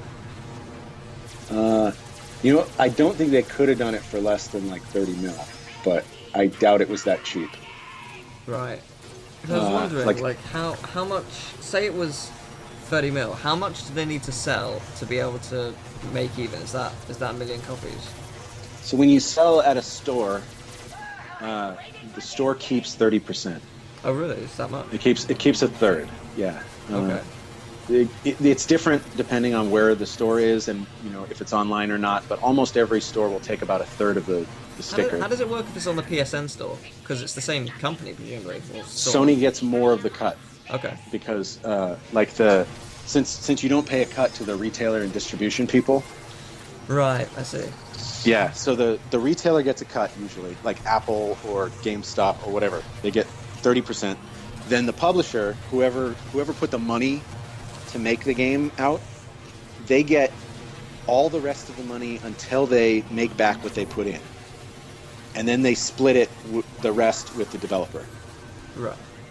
So in order for a game to break even, the publisher has to make back their money. That's good, right? And then all the money it makes after that gets split between the developer and the publisher based on how much whatever they negotiated in their contract. So to make back 30 million, what's that? So that at $40, assuming that the publisher gets 60% of it, say. Man, you're asking me to do math? I apologize. I don't know. It probably made money. Yeah. It took, they gave it an extra year, so it was probably expensive, and it probably still made money. Right. At the very least, it broke even and resurrected the franchise and genre. Yeah. Oh, so, it's definitely resurrected the genre. I know it's not a 3D platformer collectathon, but the 3D platformer collectathon games are returning with Yooka-Laylee and A Hat Time and stuff, and that's just awesome. It's like fashion, really. It's come back in. I think we've had enough brown realism. Yeah. And it's nice. It's nice to see it return, because, that was what a lot of people's childhoods were built of. And now it's, the Grand Theft Auto days were, I guess, the teenage angst years where we needed to feel edgy and kill things, and now we're back into, I want to be playful again, I want to be a kid again, and now we're back into the platformer. That's what it feels like to me, at least. It's a gold rush problem, right? Before GTA, if you wanted to make a lot of money, you made a good 3D collectathon platformer. Yeah. Right? If you wanted to make stupid FU money, right, then you made a mascot, right? Something that got associated with a brand. So everybody tried to do that, right? And most people didn't. So eventually that space got super crowded, so people weren't making a ton of money off of mascot platformers anymore. And then at the same time, GTA comes along and just makes $100 billion, million, trillion, gazillion dollars. And everybody goes, wait, what? I thought the way to succeed was to make a character. I'm going to go make one of those because nobody's making those. And yeah, and then now everybody's making those. And the same thing happened with Call of Duty style first-person shooters. Like, it's fashion. It's exactly what you said. And it's just like, if someone's failing and they need to succeed and a genre's hot, right, they're gonna want to make something there. Or like for us, when Ratchet would come out, you know, people would be like, "Yay, Ratchet!" Right? But you know, it wasn't like what would happen when Halo came out. You know, like, that was a cultural event when Halo came out. Like, it was a big deal. And so working on a Ratchet game, when you see what the Halo people are getting, you can see why people might not want to make a mascot platformer at that point, right? Because it seems like nobody cares, even though tons and tons of people did care. Yeah. And, you know, like, it was really, it turned out to be really important, right? But at the time, you're just looking at it and you're like, man, I could be making a lot of money if I was over there and people would care. You know, like, that's sort of how you feel. So I can understand why people would run from the genre everybody's doing to the moneymaker genre. I sympathize. Yeah. But I don't think I did Resistance and it was fine, but I enjoy working on kids games. Yeah. Like, I really like a very unique charm. Yeah. I like the challenge too. I mean, it's harder to make a game for kids. Yeah, that is very kids true, are picky. Yeah. Kids are super picky. Like, before Skylanders, everybody thought the kids games market was done. Really? Nobody was making kids games that sold anymore. That's actually, that's interesting you bring that up. That's what I love about Superchargers, specifically for the 3DS. Yeah. Because the 3DS game was very, very easy. Okay. Painfully easy. And I was just like, I wasn't getting bored of it. The tracks were fun. It was giving you, like, loads of different things. So sometimes it was, run over a set amount of enemies along the track, win a race. One person gets eliminated after each lap. Like, it was keeping it fresh. It was just making it, it was keeping it up. And there were enough tracks to make it interesting. It was getting a little bit repetitive here and there, but it wasn't terrible, you know. But it was very easy. Right. I wasn't, even on the hardest difficulty, I never really lost. I think I lost once or twice. It was never a challenge. And I was just like, why is this so easy? Like, how do I, like, I didn't actually do a review of it per se, but, like, I always do a review of the credits, just so I can sort of talk about what I think it deserves, and just as a, just a discussion about it. And I was thinking, like, what about it? Like, what can I say about it that stands out? Like, what is it that makes this game good? Like, truly good? And then it hit me. There are no games for kids. This is a kid's first racing game. And that's what it's designed to do. And it succeeds perfectly. Good point. There are no kids games anymore. There just aren't. No. Like Ratchet and Clank, yes, it's branded to be more kid-like. But I wouldn't give this to, say, a 3-year-old. It's still quite dark, and it's very difficult at times. They would spend a long time getting through it. Like, somewhere between, like, 7 and 12 is what we usually aim at. And even something like the main console Skylanders, they're still difficult games at times. Like, very difficult. Like, that kind of... Oh, yeah, you can see me testing because the thing hasn't spawned. Like, that game crosses the boundaries between what's right for, say, even though it says 3+, what's really for, like, a 5-year-old, and what actually is 2 to 3 years old. It's easy enough for a young kid to do, especially, I was finding it easy on hard mode, especially on easy. On easy mode, it's probably really, really easy. Like, you could fall off the track a couple times and still win without any issue. And that's good, because you need to teach them spatial awareness, and that's how it's done. That was the moment I was like, it's one of the greatest racing games I've ever played now. Like, it's changed my mind in a fleeting moment of realization. It's great. If you can take into account who the game's made for, that usually makes a lot of difference. So I mean, even though, like, you see, 3+, that's not really 3+. Like, it just means that it just means it doesn't have anything that's inappropriate for. Yeah. 3-year-olds aren't going to be able to do it, but I think with that game, honestly, they could. It wouldn't be a problem. I think they'd be able to do it. Also, I feel like we should start wrapping up, because in about a minute, I'm about to die. So, thank you very much. So we're getting close to the end? We are getting close to the end. Thank you very much for joining me. It's been an absolute pleasure. Always an honor to talk to you. I'm glad to be here, Teal. Thank you. I'm glad you enjoy me and my internet, because it's the best. Your internet's so bad. I know. Don't remind me. I'm going to quickly expand this a little bit. Keep an eye on the percentage there. For in about 40 seconds, you're going to see that drop from 100 to 0 real fast. You're going to experience something else. I'll bet you hit the volume. I what? There's basically a big cube at the bottom of the sphere. Oh, and if you touch it, you run out of gas. I do not. Okay. I'm pretty sure I don't, at least. You can just watch and see. It's great. It's my favorite. So it's now, in fact. Watch it now. Here we go. Dropping now. No! No! No! No! Yeah, that's... I can hear you screaming. Yeah, that's the small clip of audio. Oh, man. So, Oh, that sucked. Yeah, just for no reason. Just drops from 80 to 0. And there's me defeated. I'm just, like... How many hours was that? 2.5? Plus the hour and a bit before it.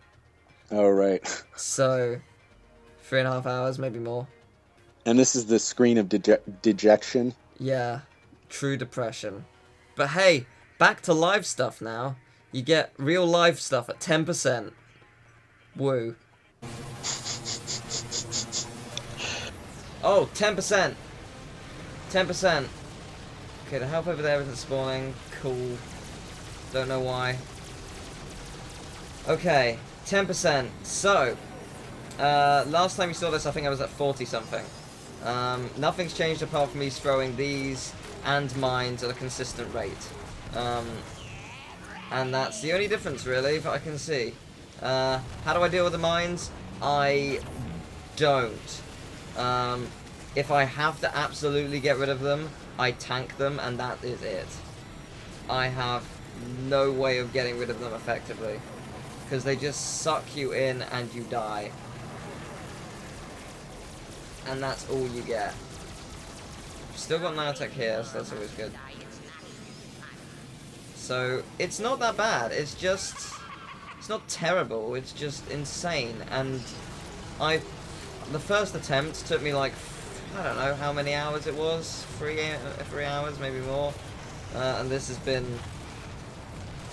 a good 5, I'd say, 4 or 5 hours, I don't know, a long time.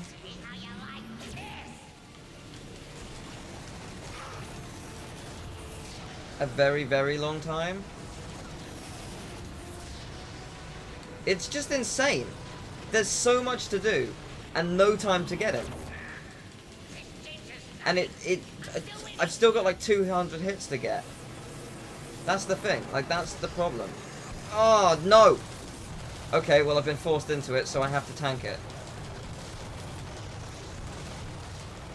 Could have gone worse. I will concede. That could have gone a lot worse. As sections like that go, that could have gone a lot worse.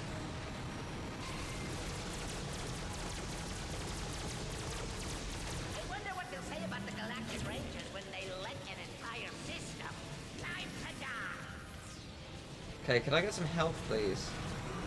There it is. Thank you. As long as it doesn't go over the edge. That was a good one. As long as that doesn't happen, I'm fine. Because I think that's what happened to the other side. But I don't need to go over there because this side's clear. And if I keep attacking him, maybe he won't throw mines down. I'm not saying he won't. He might not. I might get lucky, he might not throw mines down. Oh, look, he's throwing mines. Actually, is he not? No, he might not be. Yes, he is. Of course he's throwing mines down. Why wouldn't he? I was gonna say, like, oh, for a second I thought maybe he might not be. Of course he is. He has no reason not to. It's final phase. The thing is, the mines don't really affect you unless you're going for wrench only, because you can just blow them up. Or at least I assume so. Like, I assume you can shoot them down. Can't with wrench only. You get sucked in. You have to either get out or you just brave it. Oh, well, I guess I'm braving it. See what I mean? Like, it's insane. This is insane.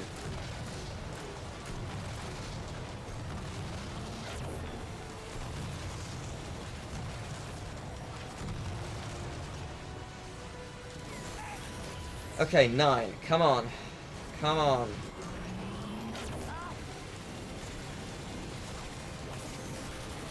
We're getting there.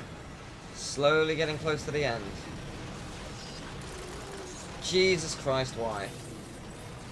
At least it's not right next to the nanotech, so that's something, I guess. That is something. I will always concede that. That is something beautiful. If it's not near the nanotech, it is a bonus.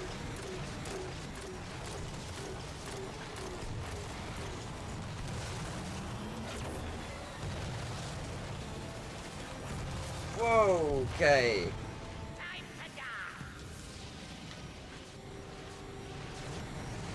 Oh, and by the way, he'll stack more mines. Like, I hate that glitch. I hate that glitch. That glitch is the dumbest glitch. Because it's not my fault. It's clearly not hitting me, and it just gets me anyway. Oh, look, there's more mines. As I was saying. No! Oh, fuck off. The entire system will be destroyed under your watch. Looking forward to him putting down more mines in 1 second. You ready for it? You ready? Here it comes. Oh, he actually didn't. That's amazing. That in itself is a miracle. Ah! That camera change. Love it! My favourite. Thank God I didn't go over the edge. Imagine if it did. Wouldn't that be beautiful? You know what? It would. It would be my favourite thing. I'm just on edge because this is incredibly difficult. Incredibly difficult. And not only is it incredibly difficult, it's fucking 5 hours long!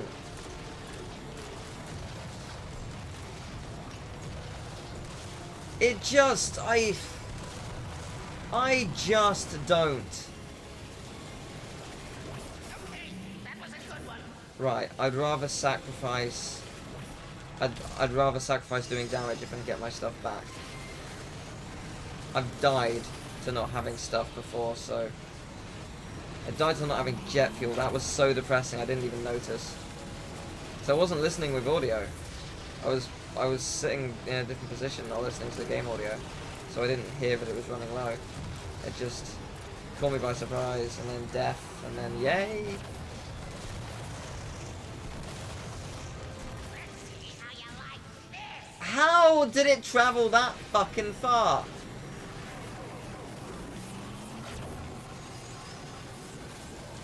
I mean, of course it did, but why and how? Okay, 8%. 8 to go, come on. I've taken down 112 already. Let's do this. Wow, launched 1. Oh wait, no, it's these things. I thought it was a mine. Oh, it might have been. I think they have the same sound. Mine's being placed and these things being released. I think they're the same audio. Okay, here we go, here we go, here we go. Out. Okay, there's some health over there, which is nice. I will take that when I can. But I don't think I need it yet, so that's also good.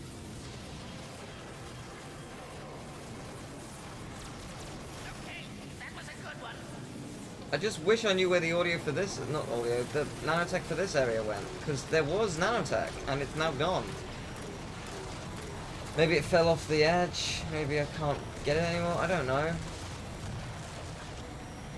I wish I knew. I wish there was a reason. I feel like that happened before. Many people are about to die. Hard to say. I don't remember a lot of things. It's been a long journey. A long, never-ending... By the way, my fingers are killing me. My middle finger and my index finger on my left hand are dying inside. And not just inside, they are just... They hurt so much. They really do, though. It is agony. Because I have to keep holding them for hours. Literally hours. And yes, I've taken breaks. Like in every recording session, but it doesn't excuse the fact that it's so dumb. Okay, that wasn't too bad actually. That was pretty good. The mines are gone and I got my health back and all that jazz. That's not that bad.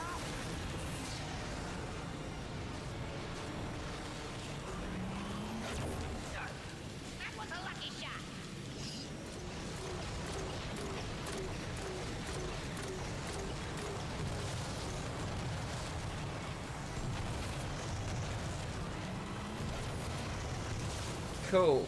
Lost my health. Happy about that. Cool. Some more mines. Happy about that. Cool. I'm being reckless. Happy about that. No! Ah, fuck off.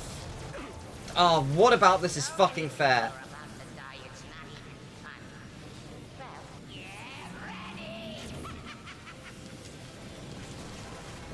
What about this is remotely fair? The answer is nothing. Nothing about this is fair. At all. 7%. 7 to go. Oh, look, mine's back. So happy. Can it just go away? Like, that'd be great. If they just went away forever. I'm about to die. That was the glitch that caused that one. It's always nice. It's my favourite part of playing this.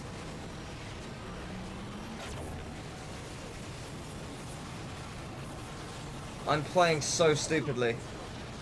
I'm playing so stupidly because I'm scared. Fear does a lot to a person.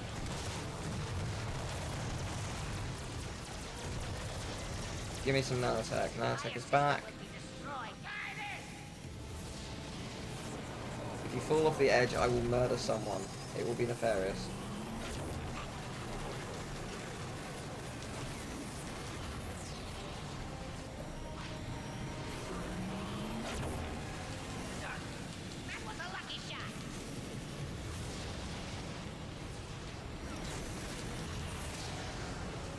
Gonna have to do something stupid, but I have to. It's my only shot. I need my thing back. Cool, there we go. Got it. Okay, if I don't get hit during this, I can get all my health back. Or at least close to all. Didn't get hit, that's nice. Now I just need to get around here, don't get trapped. Yes, we're close to full health. That is nice. That is very nice. Okay, I got hit there, but that's fine. That was good. That was good. That was good.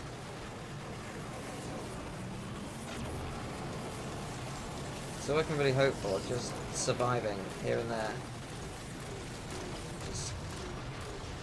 This fight is insane.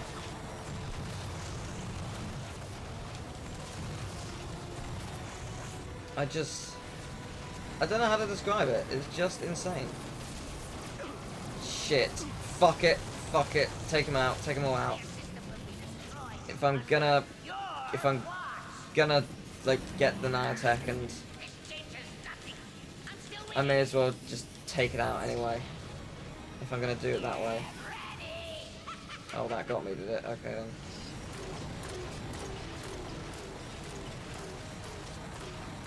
No mines, please, even though I know you're going to put them down, like, now. Oh, look, there they are. I love mines. My favourite. No! No! No! No! Ah! I don't want to do this anymore! I don't want to do it anymore. Okay, come on, let's get the health. Come on, we can do this. No issues. Yes! Good.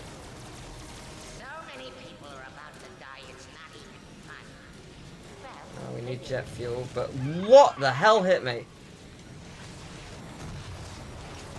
One of these did not get me, I swear. I swear it wasn't there. Like, I didn't see it if it was. Oh god, this is going to be impossible to do without getting hit. No, it isn't. I stand corrected. Yoink. When will you get to 1%?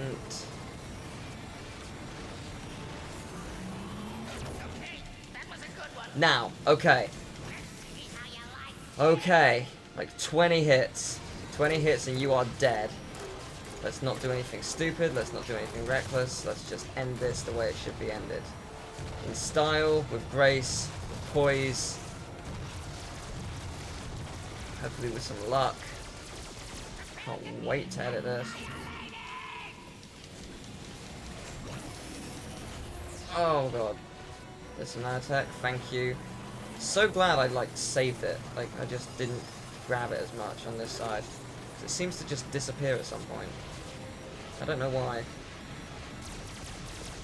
I think it just falls through the floor or something.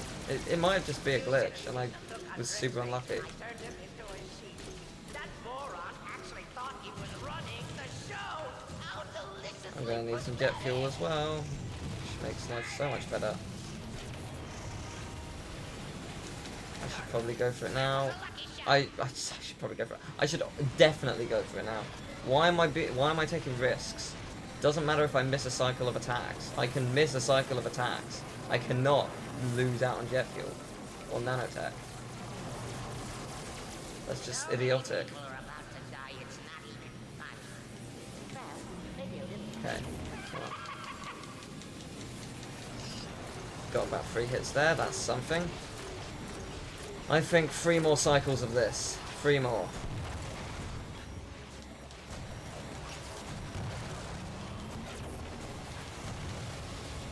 Come on. Yes, good. Thank you, Nefarious. 2, 3, 4. Got him 4 times, I think. Come on, do it again. I think I got him there. I might not have. I might have missed.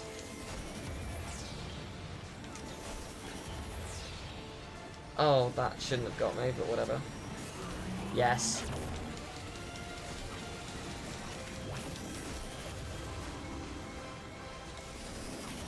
Come on. There it is, saw it coming. How do I want to deal with you? Low jet fuel. Good nanotech though.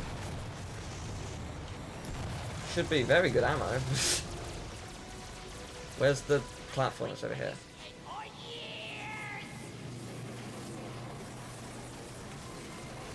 No! Okay, if you're gonna do this, then so be it.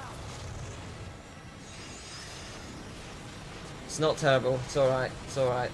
They're all gone as well, so... Yes! Yes! Yes!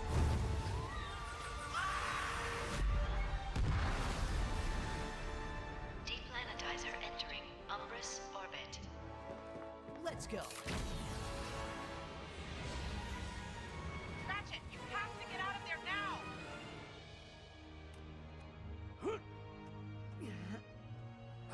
Warning. Now entering Umbrus atmosphere. Any ideas?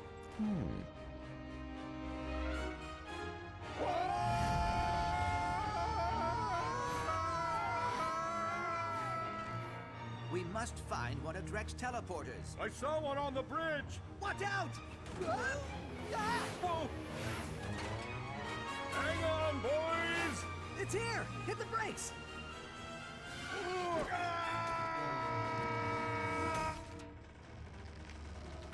Qwark! Oh no. I can't reach you in time! Just get out while you can! Teleporter charging. What are you doing? Improvising.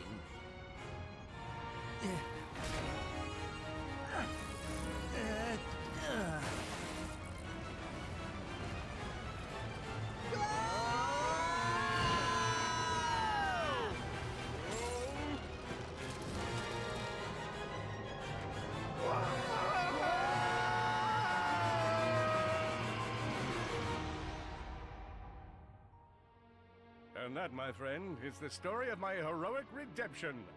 The end. Wow, that was a heck of a story, Captain. I even rooted for the heroes.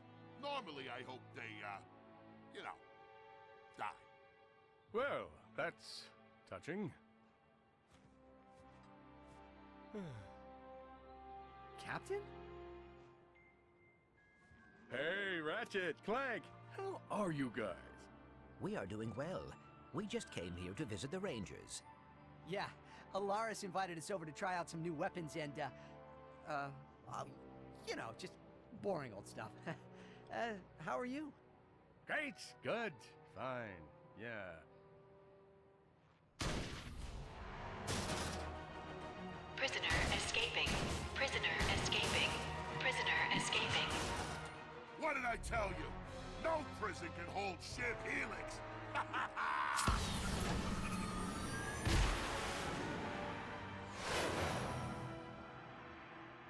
Ready, pal? Always. Hey, you coming? Absolutely.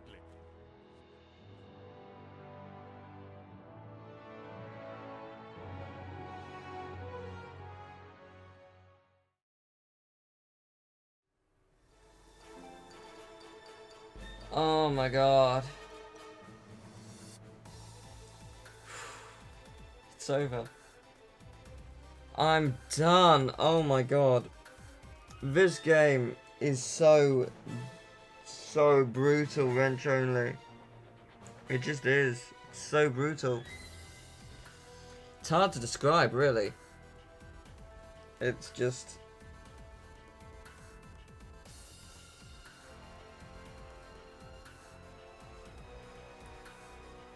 oh man, it just doesn't let up. That boss, technically speaking, isn't that bad. Like, at first. And I was like, oh, easy. Like, it's giving me infinite health, it's not a problem. When the mines and, like, start to topple up and just don't go away, that's when it gets bad. It makes it unmanageable. It just does. It's insane. It's insane. I just...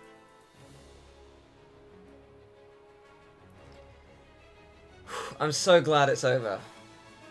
Just Mike Stout, Tony Garcia. Yeah. Oh man, I'm so glad it's over. I'm so glad it's over. I don't really have words. I don't have words for it. It's just... it was so brutal. So brutal.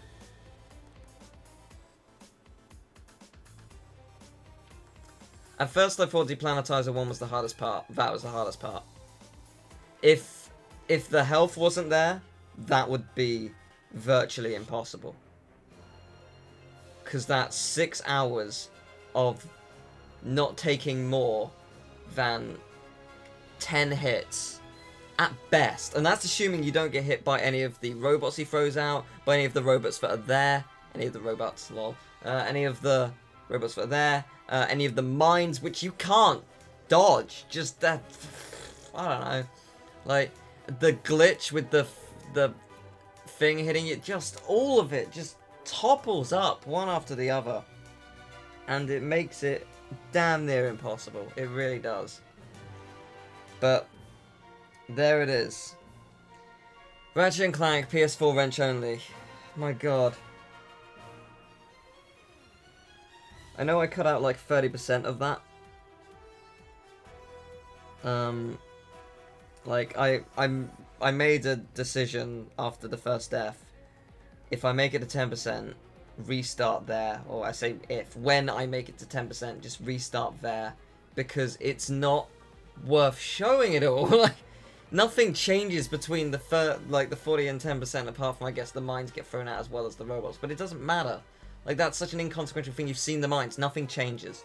All that changes is you're still just trying to kill them, and you can't. Like, it never ends. It never ends. Oh, I feel freaking hell. This video is going to take, like, a full day to upload. Literally 24 hours. I hope you realize that. It's going to take ages. It's going to take absolutely ages. And my hand hurts. It really does. My hand really, really hurts. But hey, it's over now. So that's something, I guess. I'm also really hot. Probably because I'm stressed, but my god.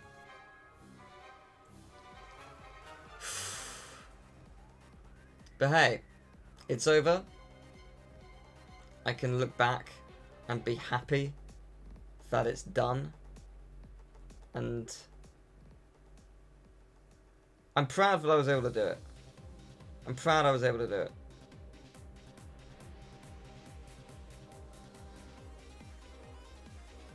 But, my god, that's just insane. It's insanity. It's absolutely insanity. But anyway, thank you very much for watching. Hope you enjoyed the video. I don't have any more to say. This is probably the hardest wrench only we'll get. Probably.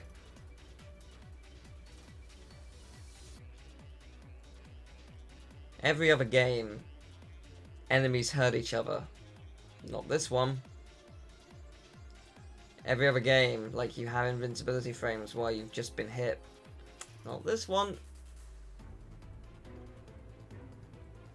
Just...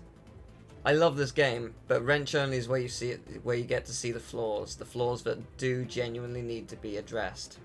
And I'm surprised that they weren't addressed. Insomniac, get me to beta test your game. Like, let me do a wrench only run before the game's out. I will find all your flaws. I'll find each and every one of them. Because that's what wrench only does. Doing a restrictive run like this, you're doing something that the game's not expecting you to, and it creeps out every facet of issue. And I wouldn't doubt that these are issues. Like, well, I mean, like, there are various issues. There was the bug with the guy in Poketaru and the infinite enemy spawning. That's probably doable with weapons. If you don't kill him and it hits him off, it's probably doable. I mean, I know what happened with the wrench, but it's probably doable with a weapon. The fact that you get hit even though you're unconscious on the floor, and you still take damage, that can happen at literally any point in the game. Not just wrench only. That's a flaw. That needs to be addressed. That is a problem. The fact that the knockback is so large in some cases.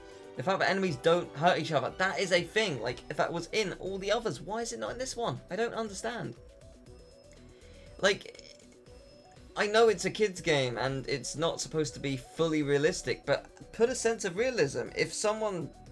If a robot shot another robot in the face, the other robot's going to get hurt. Like, it's not just going to take it like a man. Like, it's just going to die. Keep that in. That's how I beat various sections, especially, oh, what was it called? Dubbo, I think. Yeah, it was Dubbo. In Ratchet 2, the enemy shot the ship down, and that was how I was able to get across a section. Same principle here. Like, it would make my life easy if you would do that for me. I'm not trying to, like, hate on the game. I think the game's fantastic. I do. I think it's a great game. But stuff like that, that's where the charm from the original just starts to fade away, I guess. Dissolve out. But yeah, there we go. It's over. Wrench only is done. And what a journey it's been. What a journey it has been.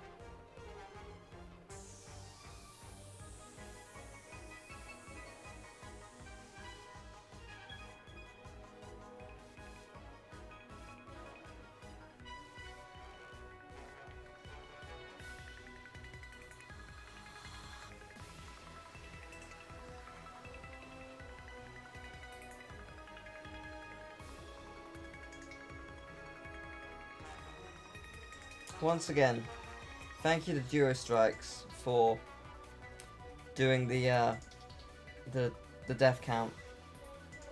Thank you everyone for watching. Don't try this. It's not worth it. It's not worth it.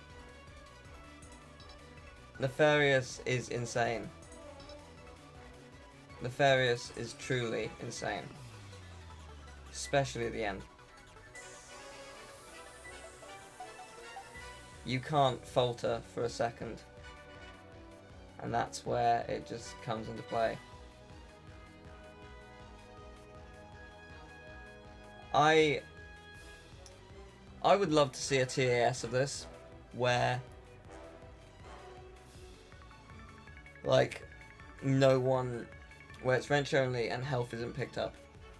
Because I know it can be done, totally can be done, but it would be a 6-hour video of just craziness.